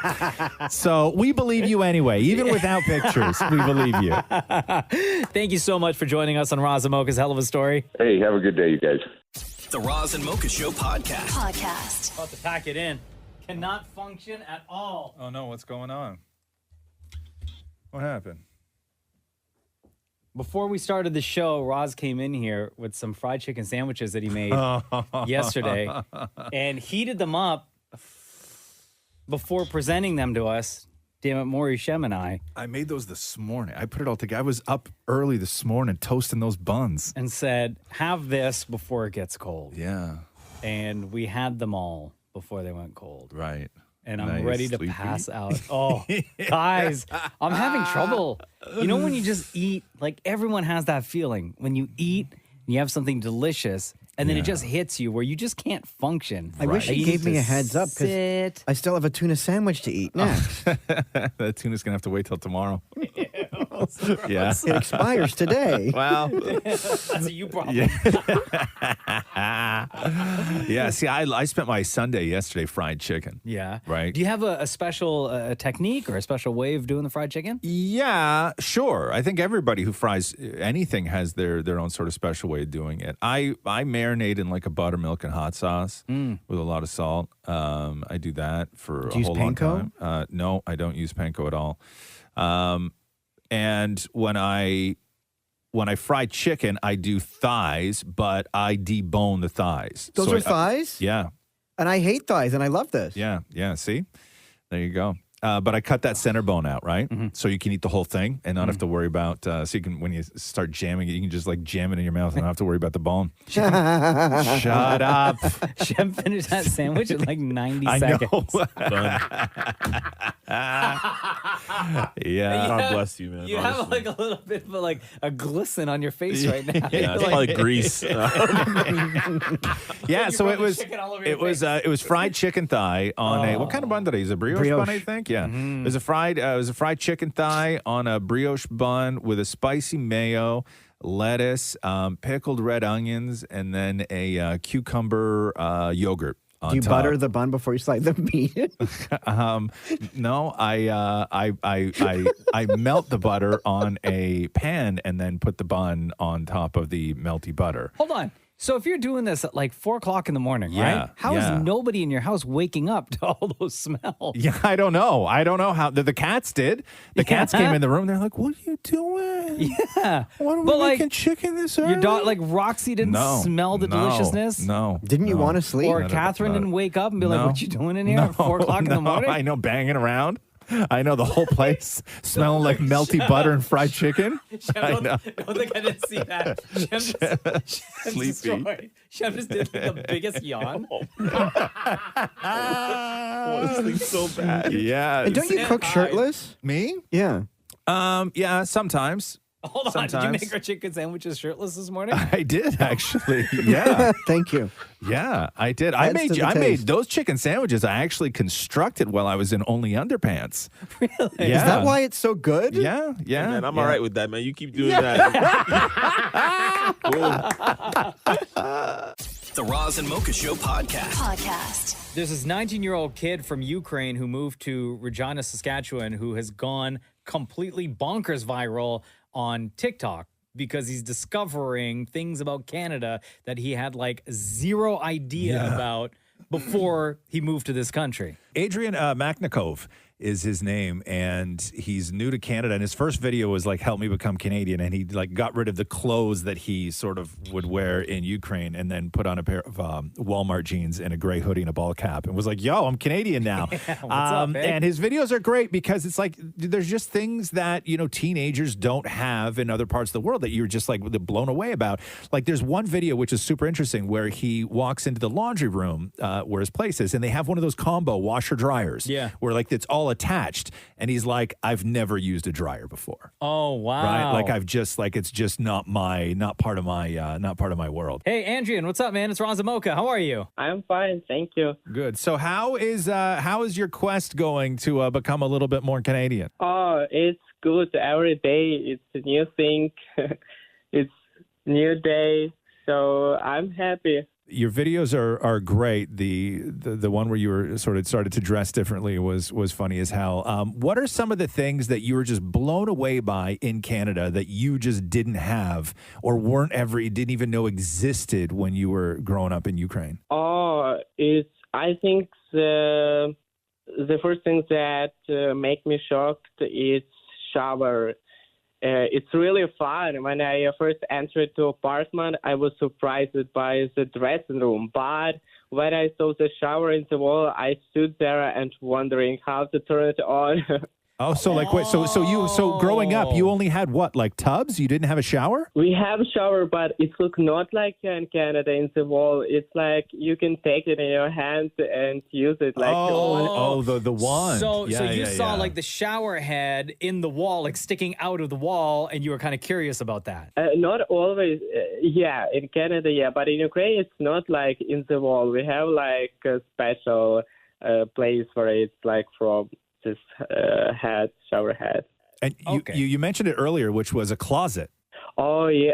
Wait, closet or closest room? Like a closet room. Oh, yeah. We don't have it in Ukraine. We use like wooden closets, like a wardrobe. A wardrobe. Oh, the wardrobe. Yeah. Okay. Yeah. So since moving to Regina, Saskatchewan back in May, and now like amassing this huge following on TikTok, are you getting suggestions from other Canadians saying, "Hey, you need to go and try this," or "You need to go and experience that," in order to understand Canadians a little bit more? Oh, yeah. Every day it's a lot of think about food, like go to try poutine, go to try Tim Horton, and I already started to worry about my weight after this video.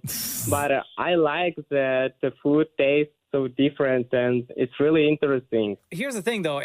Andrian, we saw there's one video where you said that you tried poutine for the first time, but the poutine that you tried was from McDonald's. How many comments did you get from people saying, "Bro, that's not like real Canadian traditional poutine"? I don't expect this comments. I was like, it's just poutine, like everywhere.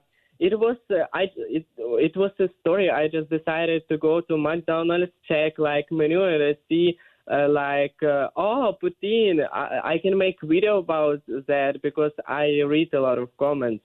And I bought it, and it was like a lot of comments. Oh, you need to try real poutine. I replied, why it's not real poutine? It look like all poutines that I saw. Like Dairy Queen, I saw poutine the same.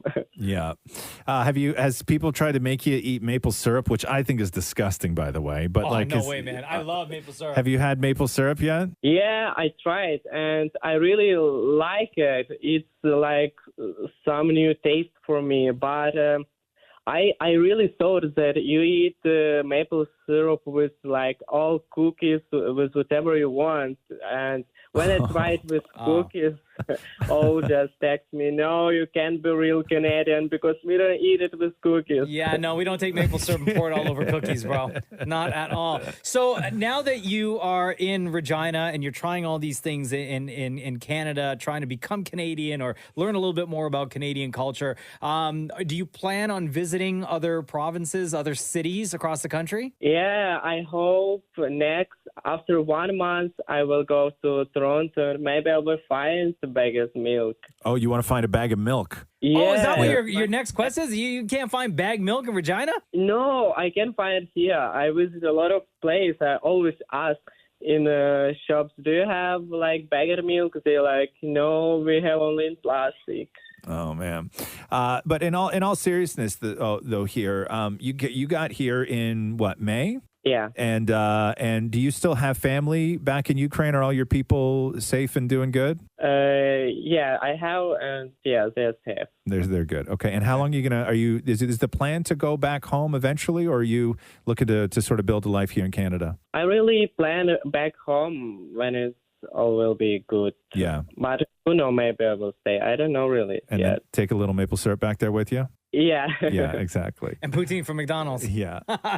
Andrea and Makhachov, thank you very much for joining us on the Roz and Mocha Show. You're the 19-year-old from Ukraine that now lives in Regina, and you went viral on TikTok because you're trying all things Canadian, and people are just having a blast following your journey. Thank you for joining us on the Roz and Mocha Show. Thank you for the invitation. Bye.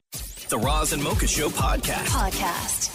How are you, buddy? I'm fine, man. I'm good. I watched Signs last night with Roxy. Remember that movie, Signs, the M. Night Shyamalan alien movie? Mel Gibson and Joaquin Phoenix and a little tiny baby, Abigail Breslin. I totally forgot that was her. Yes. Aliens, right? Yeah. Yeah. Solid movie. Really good PG-13. You know what? I only watched it once when it came out. Really, so I huh? barely remember. Yeah, because you're always on the lookout for, like, Rox, she can watch, like, she bumps it up, right? Like, TVMA, the occasional R, if it's only, like, sort of comedic violence and this kind of thing. But your life sort of revolves around PG-13. And in the PG-13 world, that you get a lot of romantic comedies, which are fine. We love romantic comedies.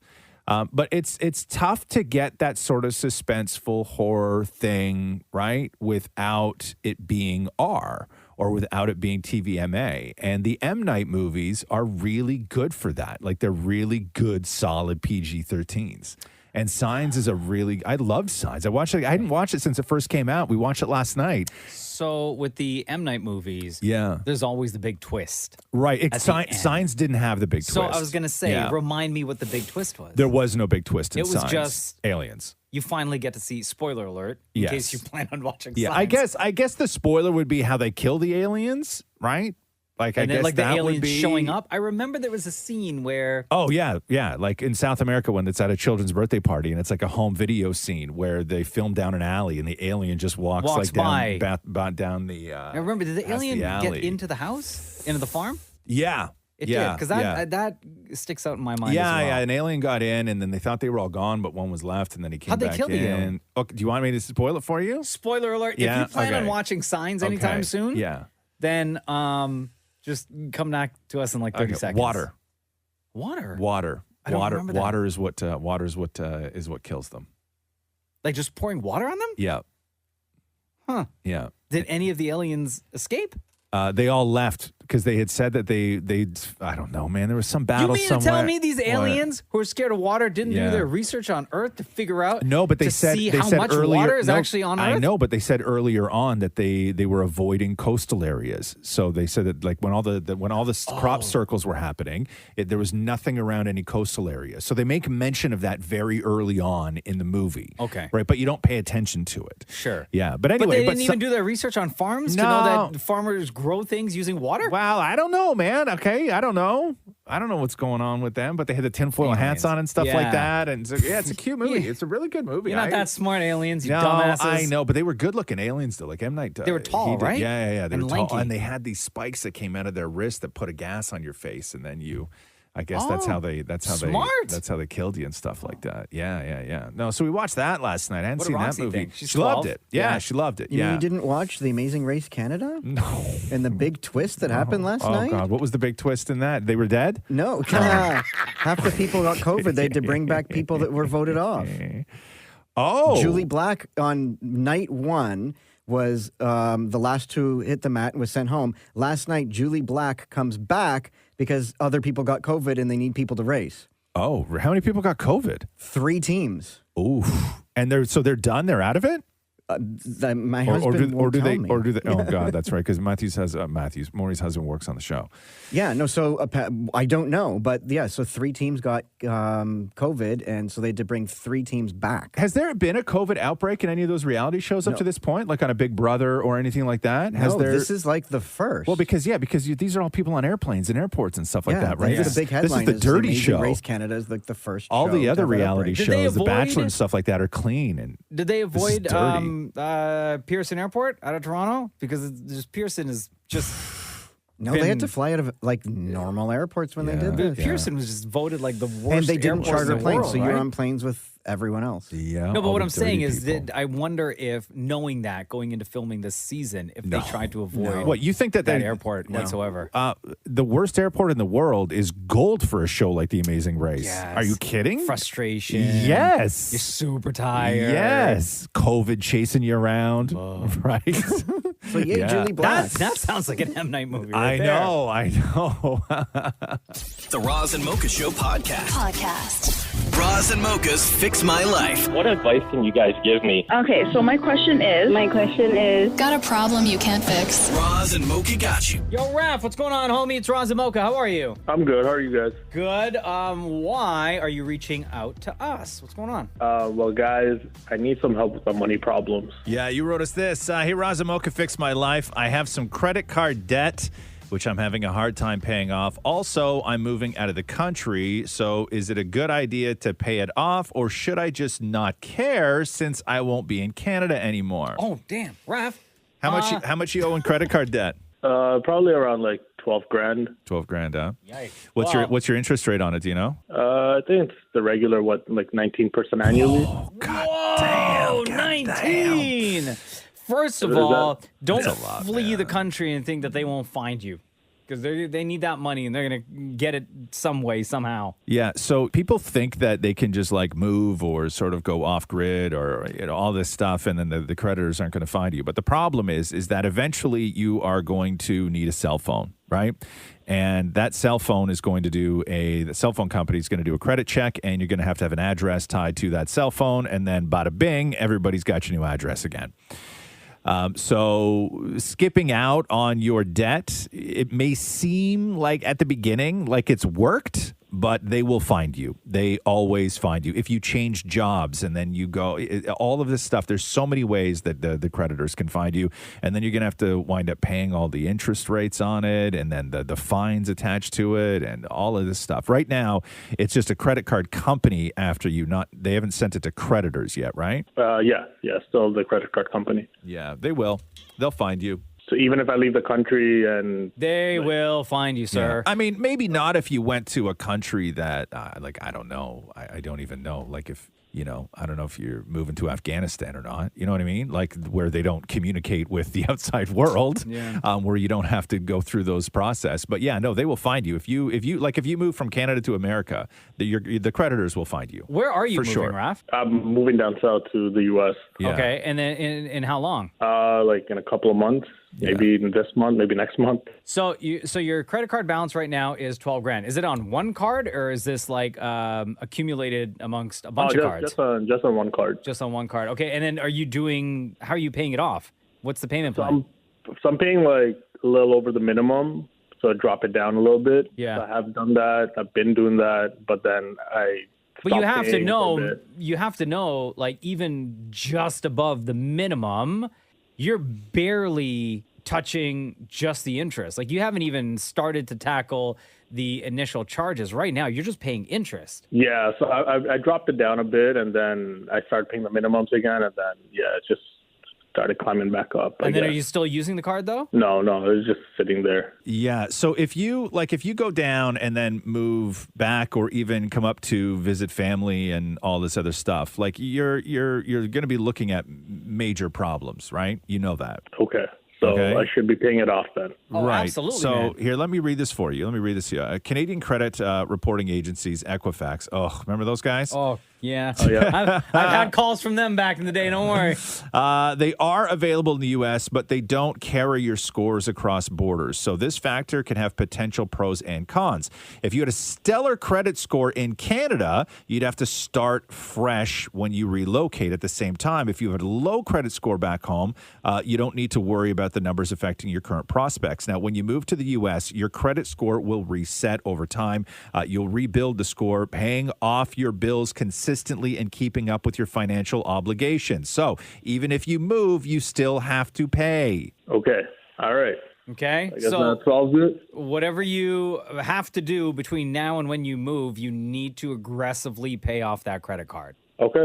All right. And don't do this. Don't do this in America, because you go to jail in America for this stuff. Yeah, man. Okay. This was accidental. Like this was like collected while I was still in college, and I was just stupid with money. Well, it wasn't accidental. You were stupid. Yeah. Oh, yeah. Yeah. Don't say it was accident. Like, you know what I mean? Like, there's a difference between accidental and stupid. We were all stupid. I was in the same problem, man. Only mine was 22 grand. Yeah. Wow. That's incredible. Took me forever to pay that off. Forever. How long did it take? Yeah, I was broke for years. Like I was in the hole for years. And Raph, for trying you, to pay this off. Even if you are moving to the States in like a couple of months, you're not paying off this 12 grand that you owe in a couple of months. While you are in the States, you're using whatever money you're making out there to help pay off this credit card debt that you have in Canada. Yeah, that was a plan, but then I'm like, maybe do I have to pay it off? Do I not? You do I don't have know. to pay it off. Yeah, Absolutely. yeah. You'd be wise, because listen, you don't know. Maybe you're going to want to move back here at some point. You're going to have to cross the border. You're going to see family. Like it's always going to be there. Yeah. Right. Like it may not screw your life up while living in the States, but it's always going to be there. It's not going to go away. Fair enough. All right. Go take care of them bills. That's the plan. Right on. All right, buddy. Thanks for reaching out, Raph. All right. Thank you. Bye.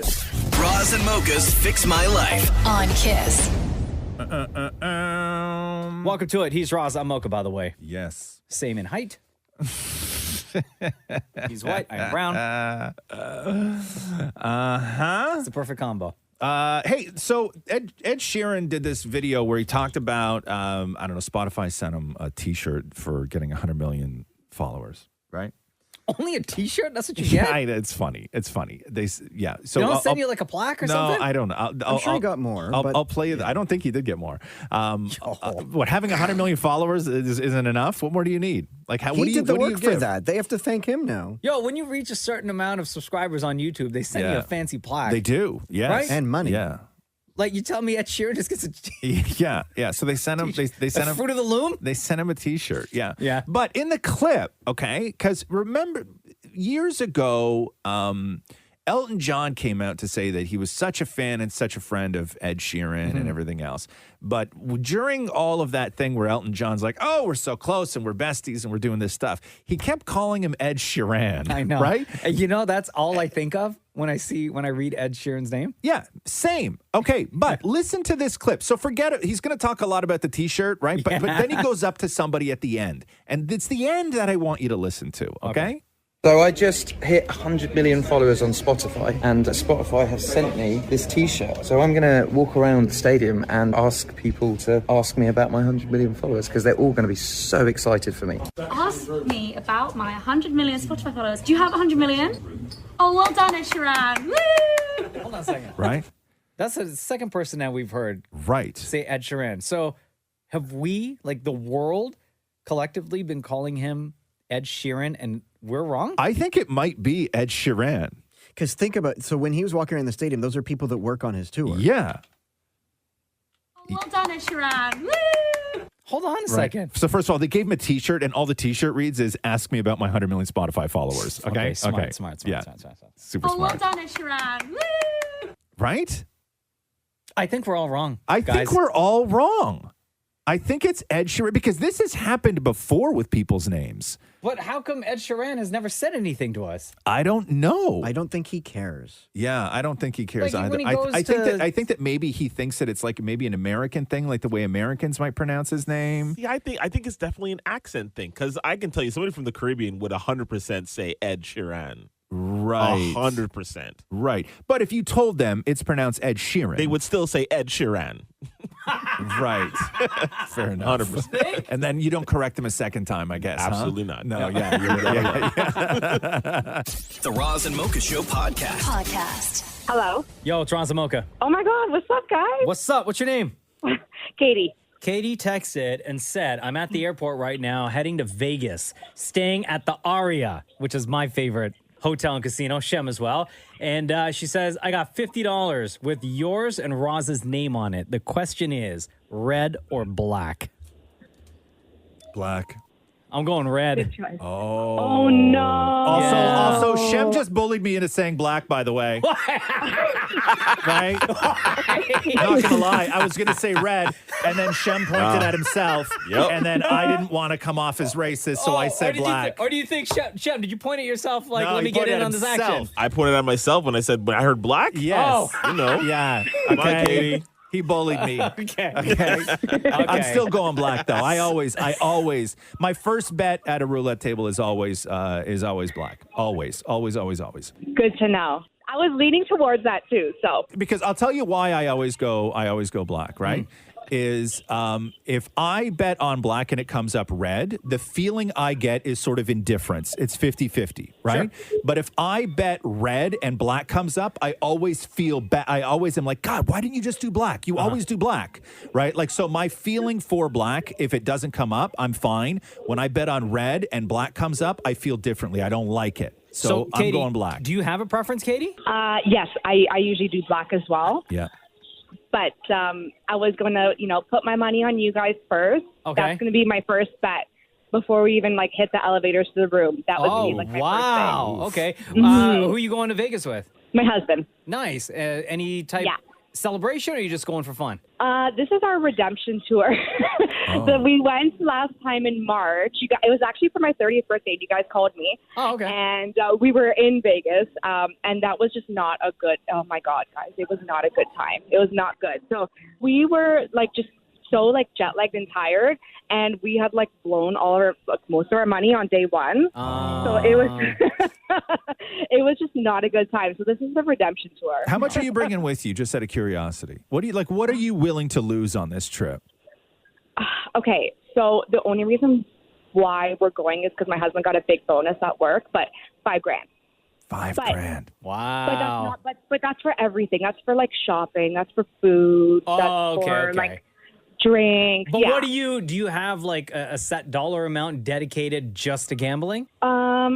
I want to stay in the 2,000 range. Wow. And so what's your game? Just roulette, or do you play other things? I like roulette. I like blackjack. My husband does poker. And then at night we'll do the slots together. Okay, yeah. But during the day we're separate. Yeah. Yeah. What is it, Maurie? Did you want to say something? I have never spent that much at a casino. How much what's the max you've spent at a casino? Maybe $100. On?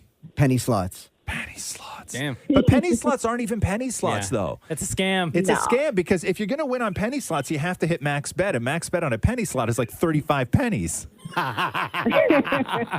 Right? That 200 goes quick, but I'm with you. I love sitting at a slot machine and just drinking free alcohol and just losing. And I'm fine with that. But that's a lot of money. $2,000? It's a lot. That's a lot of money, $2,000. Well, it's for two people. And it's over Sure. 4 days. Yeah, but you're not gonna spend what you're gonna miss, though, right? Yeah.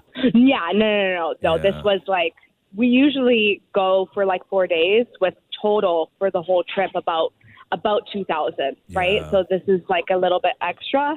And he just like, it's more my husband. He's like, I just want to go and enjoy ourselves and not worry and not be upset when we come home if we don't come home with anything. Whereas I'm like, I will be very upset because that's American. Katie, have a wicked time in Vegas with your husband. All the best. Thank you. At the Thank tables. you guys. And you have, I mean, I don't know if it helped. Like I said, bet on red. Roz said bet on black. Bet on black. Well, it's between Shem and Roz. Like they kind of outnumbered you, Mocha. Yeah. Okay, so bet on black. Bet on All right. black. Also, Katie, I'll bet on black. Also, Katie, once you go black, come on now. You could finish that. You can finish I'll that one. She's not saying that in front of her husband. No, She's not finishing that sentence. Love you lots, Katie. Thank you so much. Thanks, guys. Take care.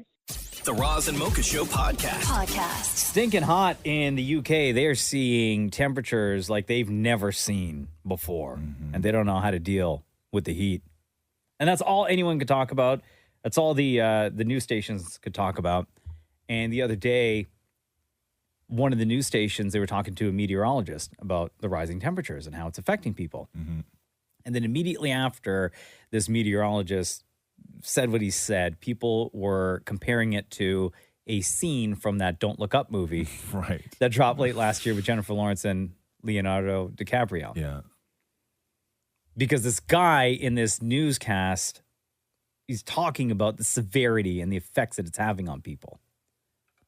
And here's how the hosts were trying to not diminish what he was saying, but try to make the news, I guess, a little lighter. Oh, you see, John, you're outside enjoying the sunshine. It's not too hot, is it? No, it's absolutely lovely. It's 20 degrees out here. It's perfect. But on a serious note, folks, by early next week, you can scrap 20 degrees. It could well be 40 degrees. I think there will be hundreds, if not thousands, of excess deaths early next week. John. The charts that I can see in front of me are frightening. So we all like nice weather, but this will not be nice weather. This will be potentially lethal weather for a couple of days. It'll be brief, but it'll be brutal. Oh, so, John, we can. So, John, I want us to be happy about the weather and every single... I don't know whether something's happened to meteorologists to make you all a little bit fatalistic and harbingers of doom. Because all of the broadcasts, particularly on the BBC, every time I've turned on anyone's talking about the weather, they're saying that there's going to be tons of fatalities. But haven't we always had hot weather? I don't think we should be too light-hearted about the fact that many are going to die early next week because of the heat. 40 degrees, the sort of temperature that this country, I'm afraid, is just not geared up to cope with. So after that came out, people started uploading that scene from Don't Look Up. Right. When they're as scientists, Leo and and Jennifer Lawrence are trying to be on the news to say, hey, everyone, be careful, beware. This is giant meteor that's about to hit Earth, and it's going to destroy everything. And Tyler Perry, who is one of the newscasters, says, is there any way we can get that meteor to, maybe shift and, hit my ex-wife's house? And they're all laughing and having a good time. And then Jennifer Lawrence just, freaks out. I'm sorry, are we not being clear? We're trying to tell you that the entire planet is about to be destroyed. Okay. Well, it's, just something we do around here. We just keep the bad news light. Right, it helps the medicine go down. And speaking of medicine, tomorrow we've got a Well, maybe the destruction of the entire planet isn't supposed to be fun. Maybe it's supposed to be terrifying and unsettling.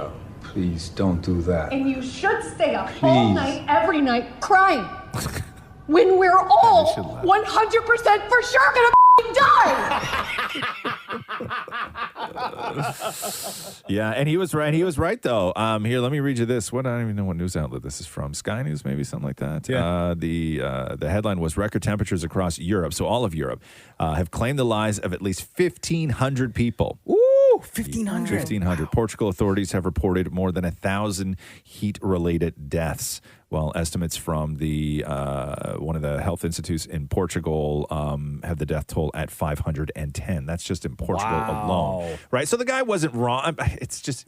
I don't know. Those people on those news shows are just so ill-equipped, whether it is in Don't Look Up or in real life. Sure. They're just so ill-equipped to have that conversation, right? Yeah, they turn everything into a It's just lighthearted joke. They just can't handle it. They can't. Yeah. They don't want to sit there and talk about death with the weather guy, right? That's when they take a breather. Oh, the weather guy's on. Oh, thank God, the weather guy's on, right? Yeah. And they don't know how to deal with that stuff. They can't. They can't have those conversations, which just sort of leads you to believe and sort of fall in line with what everybody else says, which is that the other thing they're incapable of doing is just telling the truth. Right. Right. Exactly. The Roz and Mocha Show podcast. Well, here we are. There we are. Hey, Mocha. Yes. Are you ready? Of course, brother. Let's do the news. The Roz and Mocha Show podcast. News break. If you remember, Kylie Jenner came under fire after using her private jet for a 3-minute flight in California last week. Mm-hmm. It's a 40-minute drive. She chose to fly private in the air for 3 minutes. Now it's Drake who has come under fire from the Twitter account that follows celebrity jets. It seems that Drake's jet has made multiple trips since June from Toronto to Hamilton. What? Why? Oh my gosh. 70 kilometers. It is I think they said it's a 14-minute flight.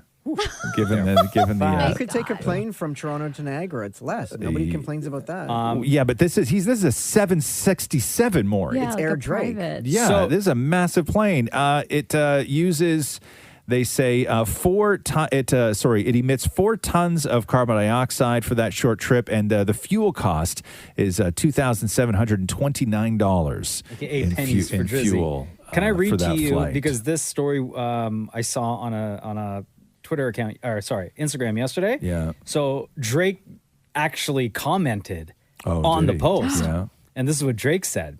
This is just them moving planes to whatever airport they are being stored at for anyone who is interested in the logistics. Nobody takes that flight. Oh. So that's for storage. I So what they guess. gotta shuttle planes back and forth? I guess. Yeah. Yeah. So drop Drake off in Toronto and then no store the place here plane.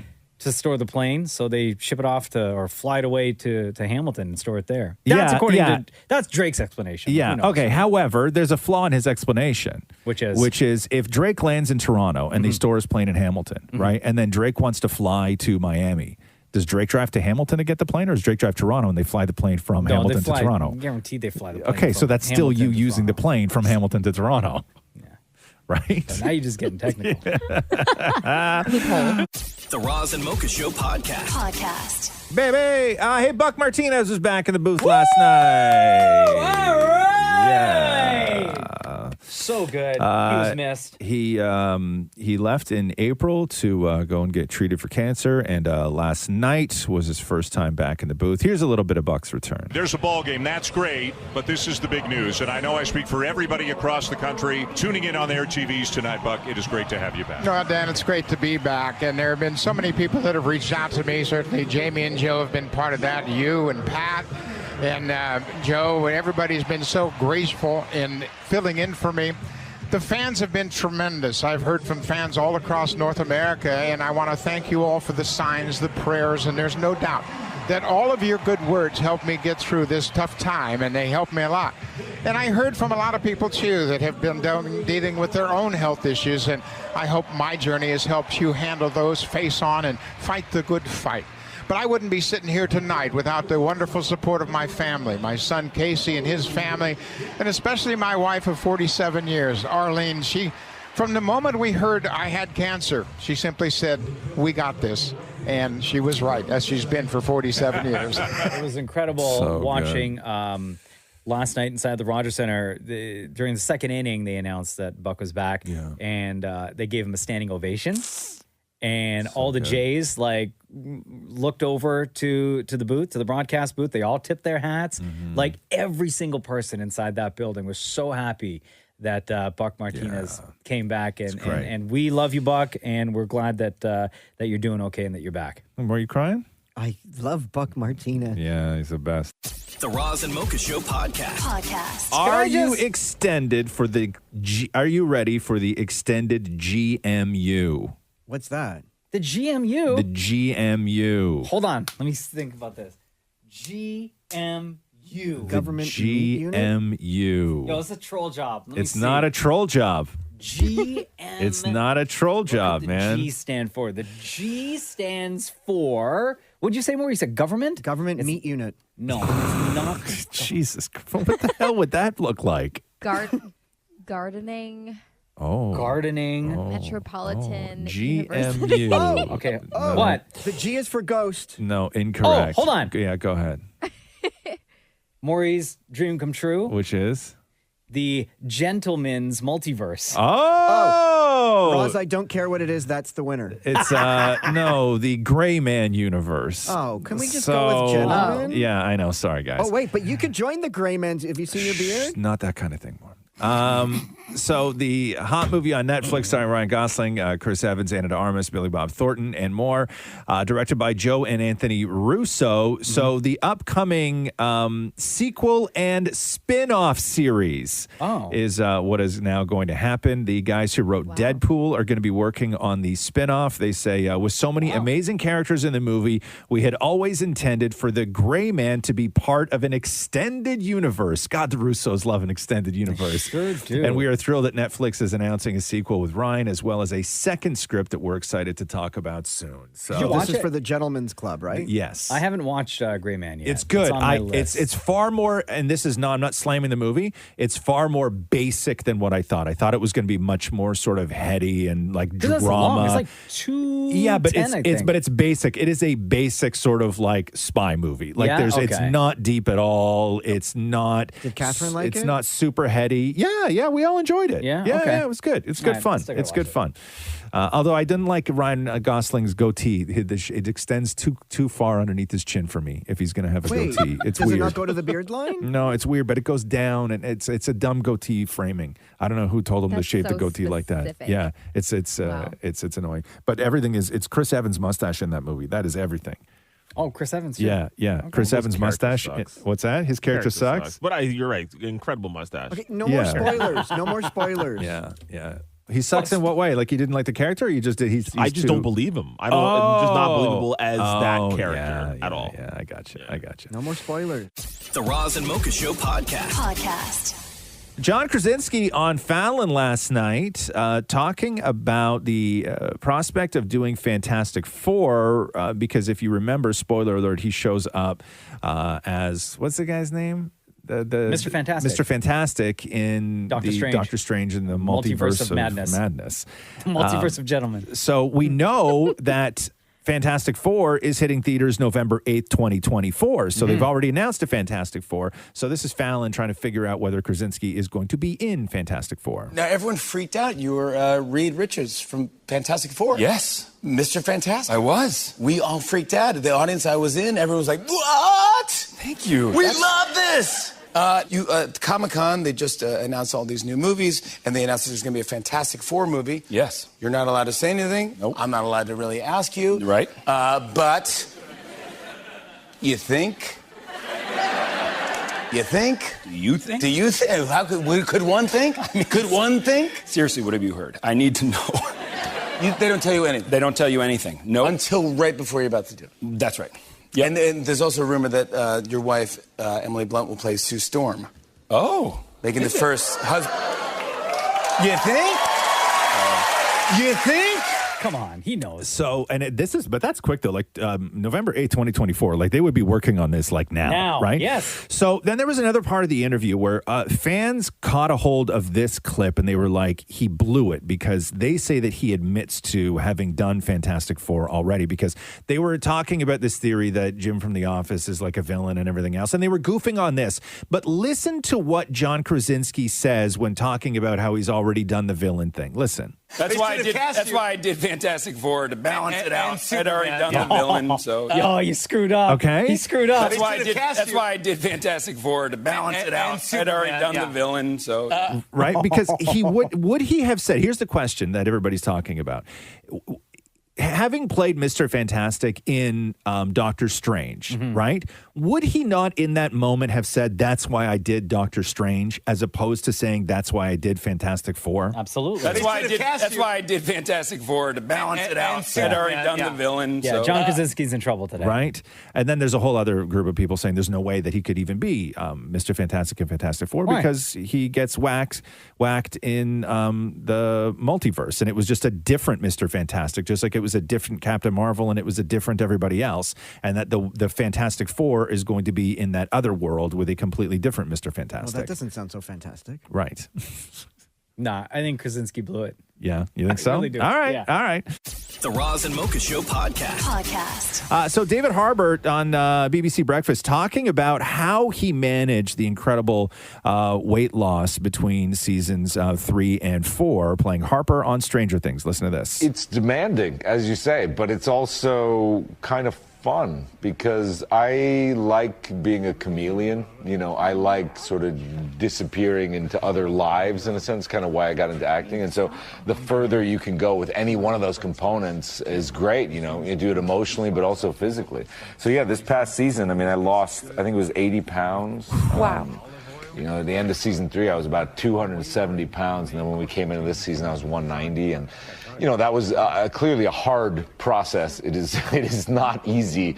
It's a lot of not eating when you lose that much weight and being hungry. That's the secret. If you're curious about the diet secret, it's just not eating food. Oh my So God. just not eating food. That's how you do it. God, that's a lot of weight, though. That's what my husband's doing right now. We're just not eating? That's not healthy. He just eats like half a papaya, and that's his day. For the entire day? Because, he's like, I got to lose weight. And I'm like, For you're what? so Yo, Matthew's skinny. already skinny as it He is. weighs 125. And he's trying to lose I more weigh weight? more than Matthew. Yeah. Because he That's looks not in front of the healthy. mirror. He's like, no, look, there's a belly. So I don't know. So he's doing the David Harbour diet. But just a papaya? A papaya. Bro, that's not healthy. And papayas aren't cheap. That's not healthy. You're worried about the cost and not your husband's health? Like a papaya is. I'm the one that buys the papayas. You know what a papaya is to me? That's Matthew's entire day. A papaya to me is the thing I flick off the side of my plate when I'm at an all-inclusive buffet. Oh, man, that is delicious. The Roz and Mocha Show podcast. Hey Deepa, what were your thoughts on Tony Dow dying the other day? You have no thoughts. That's I fine. would. Okay, so they're back in the day. Deepa's like, I don't know. Okay. I don't want to be disrespectful to the man, but So back in the day, there was a show called Leave It to Beaver, right? Oh, I've heard of it. Yeah. I've heard of Okay. it. Yeah. And this is what do you back know? What when- do you know about the show, Deepa? Who is how old are you now? Nothing 26. other than I'm 26. Yeah. What do you know about the show? I know nothing about it other than the title. Okay. That's it. It was like a black and white family sort of situation comedy, but like it was so terrible. It was back in the day when at noon when you went home for lunch, there were so few options for programming that when you were like a 12-year-old kid, you had to watch the shows that like your parents watched when they were children. Like Gilligan's Island. Like original black and white Gilligan's Island and Leave It to Beaver and Andy Griffith and all those shows, because they were the only shows available at noon when you went home for lunch. And so I we all watched it just every day. Yeah, we all just watched Leave It to Beaver. Anyway, so Tony Dow was the older brother, Wally Cleaver.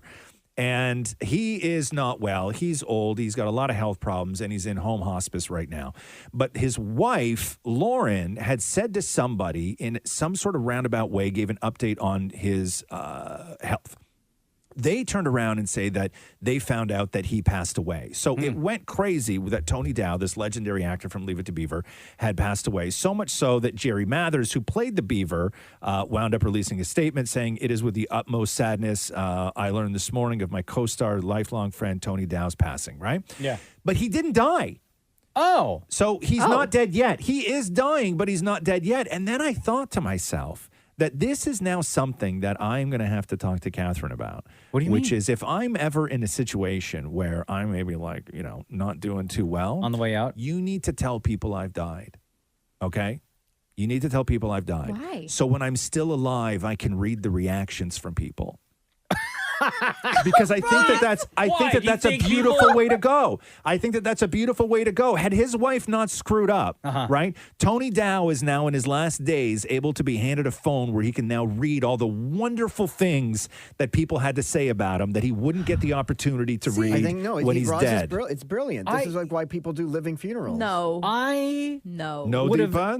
No? No. And here's the thing, though. What? I'm very surprised, but also not. But very surprised that you would say that because that is a very damn it Maury type answer. Right. About wanting to read things, all these wonderful things that people said about them. Right. I just assume that you figure that you would say you would want Catherine to tell everyone that you died. Yeah. So then people just leave you the hell alone. No. I have a question. I don't what want happens visitors. If it I want turns tweets. Out, At Roz Westman. but what if they're not good? What if they're not good? What if it's not what you want to see? And like for Oh, some I reason, know all of why. a sudden people hate you. Yo, so then he can call those people if there's anyone that he knows, call them and be like, "This is Roz's ghost." But this was a complete episode of Friends, by the way, when Chandler pretended to be dead and nobody showed up to his wake. First of all, how do we go from this is a wonderful thing to read great things that somebody says to, hey, you better not do that because nobody has anything nice to say about you? That's Deepa's verse. No, it's just hypothetical. Like hypothetical. Because you don't want to. Hypothetical. Deepa's like, yo, I already got the tweet of my drafts. Thanks.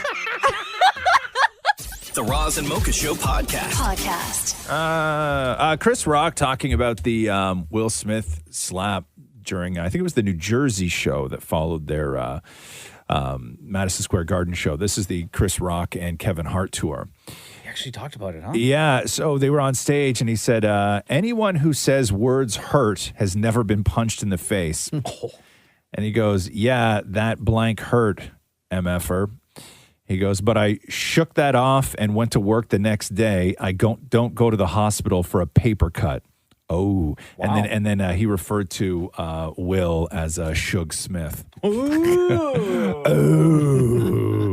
The Roz and Mocha Show podcast. Shawn Mendes has canceled his entire world tour.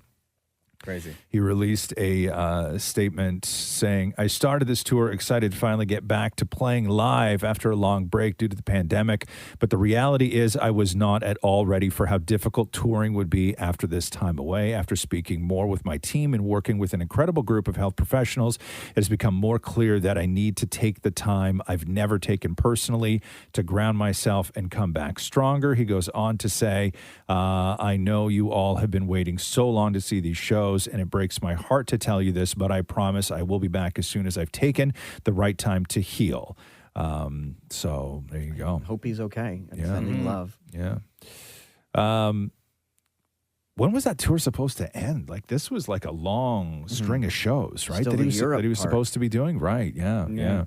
So And anyway. they're offering refunds. So this is not. It was interesting because normally when this happens, They're you hear postponed, right? You normally hear like keep your tickets, blah blah blah. This Yeah. was your tickets will be automatically refunded. So I don't think they're making up these dates. Right, because these are canceled dates, not postponed Exactly. dates. Our artists, the worst thing that they can do is cancel shows. That's why artists always postpone shows. Even if the shows, like as you saw with like Bieber shows, I think it was, where it's like 2 years later, right? Yeah. Because if you cancel, you have to refund. Mm-hmm. Right? If you postpone, you honor tickets. Yeah. So you don't have to go through that entire process of refunding money.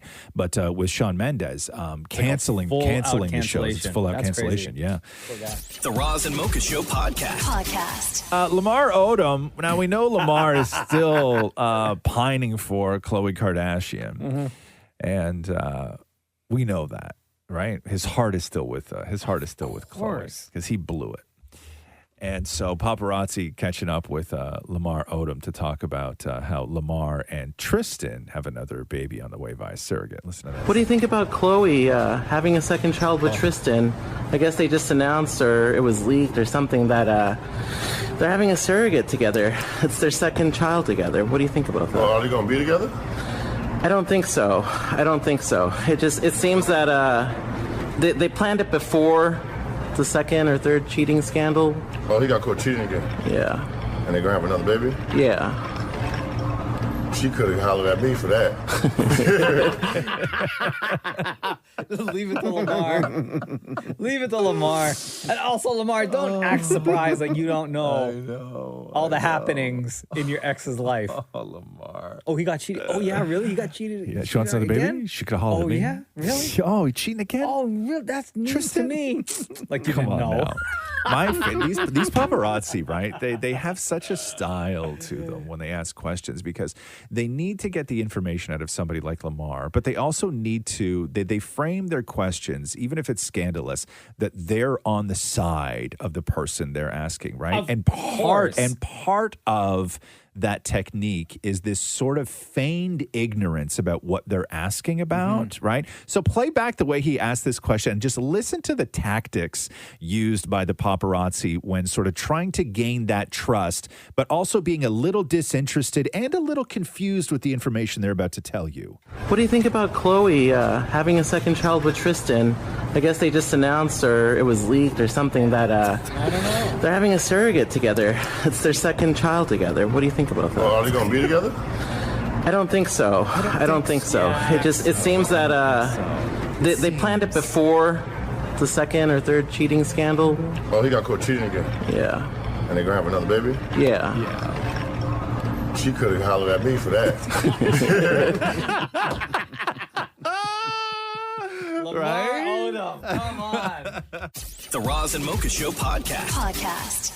It's official, according to Jeopardy executive producer Michael Davies. The deals are signed, and moving forward, both Ken Jennings and Mayim Bialik will be the official hosts of I'm Jeopardy. clapping for half of that. Which half? The Mayim Bialik half. You're not clapping for Ken Jennings? Absolutely not. So you can only use one hand. Oh.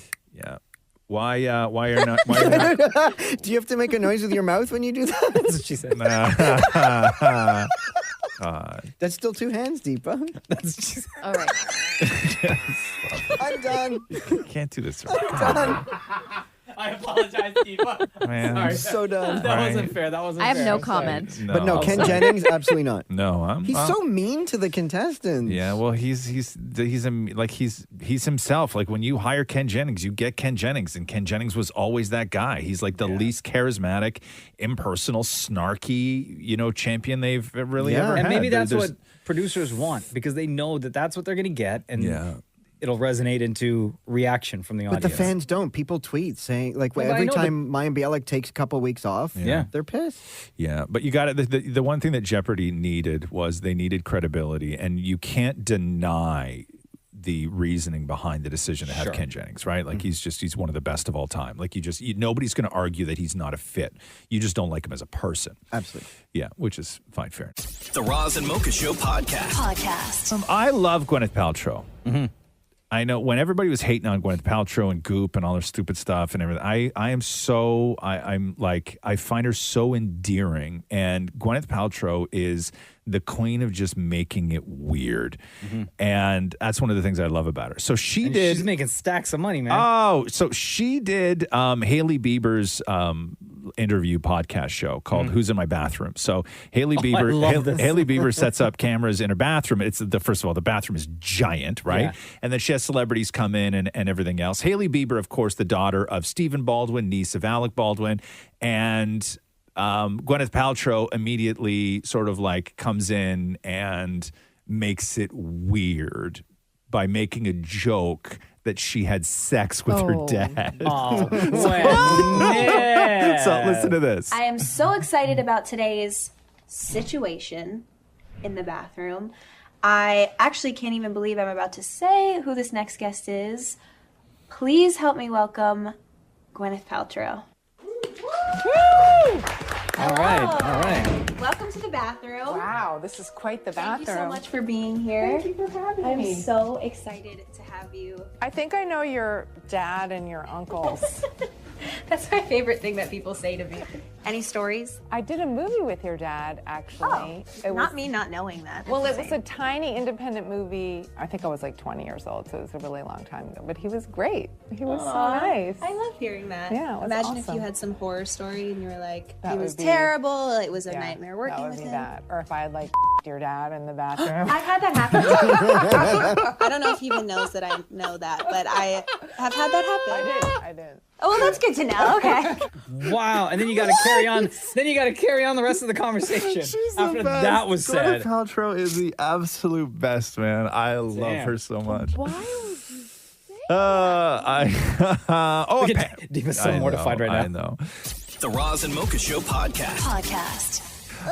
Apparently, a longer life may mean scheduling even more than the recommended amount of weekly exercise, according to a new study. So, adults should get between 150 to 300 minutes of moderate physical activity a week, or 75 to 150 minutes of vigorous physical activity a week. However, that is not enough. They say it's also important to note that we found no harmful association among individuals who reported more than 4 times the recommended minimum levels of long-term leisure time to moderate to vigorous physical activity. Examples of moderate activities includes a brisk walk, mowing the lawn, or playing tennis doubles. Vigorous activity includes like a hike, jogging, or playing soccer. So if you did 4 times the minimum, which is, let's say, 300 times 4 is, Maurie? 300 times 4, 1, 2, 3, 4, 5, 6, 7, 8, 9, 10. It's 1,200. 1,200. And how many hours? Was I right? What's that? Was I right? Yeah. How many? How many? Okay. How many hours a week? How many hours a week does that work out to? How many hours a week? Well, 24 hours in a day. 24.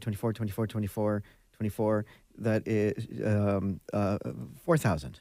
4,000. Excuse me? What? 4,000 hours in a week? 24 hours. 24 hours is 48 hours. Right. 48 is 8, 9, 10, 11, 12, 13, 14. So 15, 16, 17, 18, 24. Hold on a second. There's 24. Maurie. Maurie. There's 24 hours in a day, and you think that the recommended amount of exercise that people should do is 4,000 hours a week? No, that's so wrong. You think? However, good news is they did say that every little bit of exercise helps. Even just 11 minutes of exercise a day makes a huge difference on your lifespan. Hashtag goals. Right? The Roz and Mocha Show podcast. We always talk about how when these celebrities sell their houses, that it's only ever other celebrities that buy their places. Like all these celebrities just live in houses that other celebrities. And Cara Delevingne just bought Jimmy Fallon's New York City apartment for over $10 million. Wait, did she get rid of the house she had that had that slide? Oh, no, that's in L.A. This is in New York. Okay.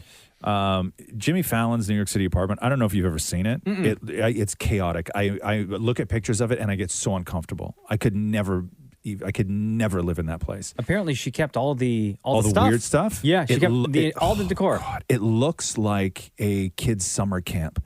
Like it looks like Jimmy's Playhouse, right? It's so unsettling. Everything is just mishmash and juvenile and cluttered and hard. Like it's awful. Like I don't even like looking at pictures of Jimmy Fallon's apartment. Oh wow. Yeah. It upsets you that much? It upsets me. I'm just not the type of person that could ever be comfortable in that type of place at all. Could never. It looks nice. No. Like I think Deepa means like the walls and stuff. No, it's like thick wood. Oh, no. Maybe I'm.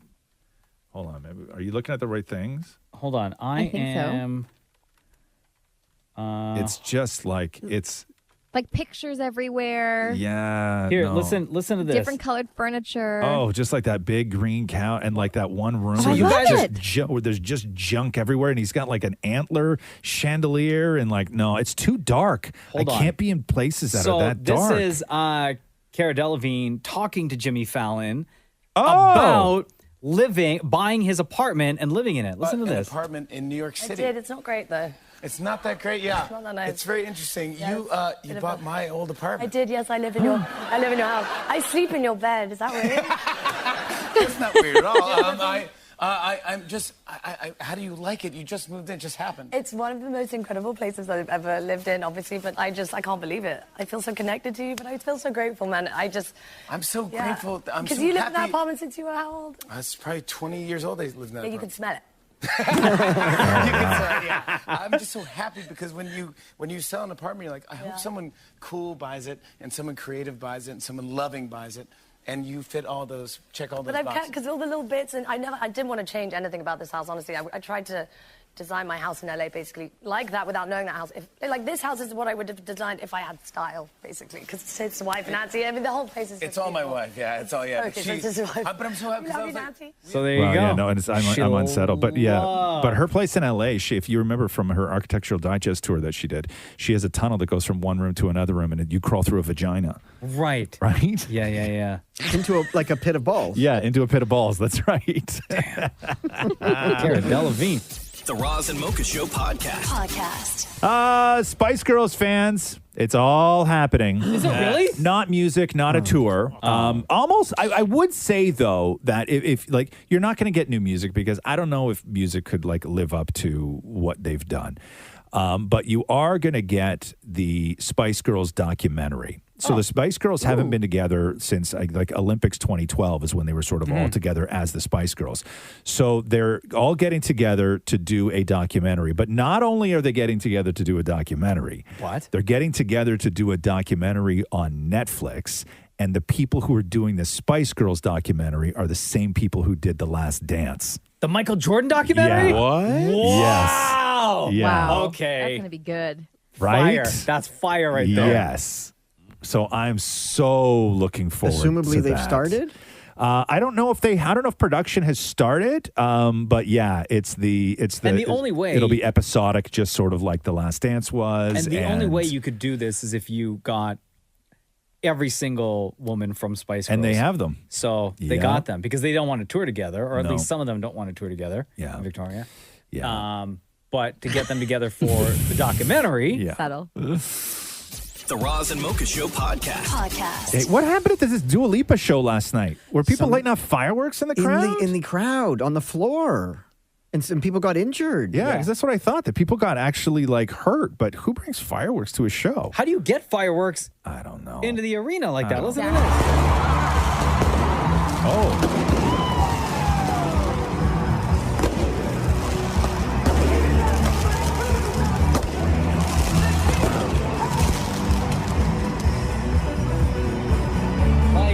Wow. Like they Or were were full these- fireworks, like big fireworks. Or were these fireworks that were intended for the show that accidentally went off? No. These were fans that were lighting them off, right?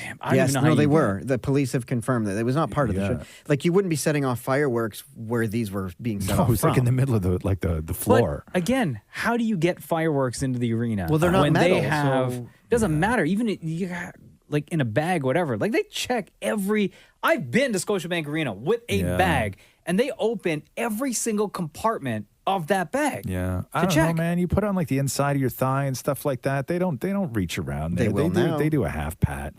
You know, believe me, there's times I wish they did a little more. You know what I'm saying?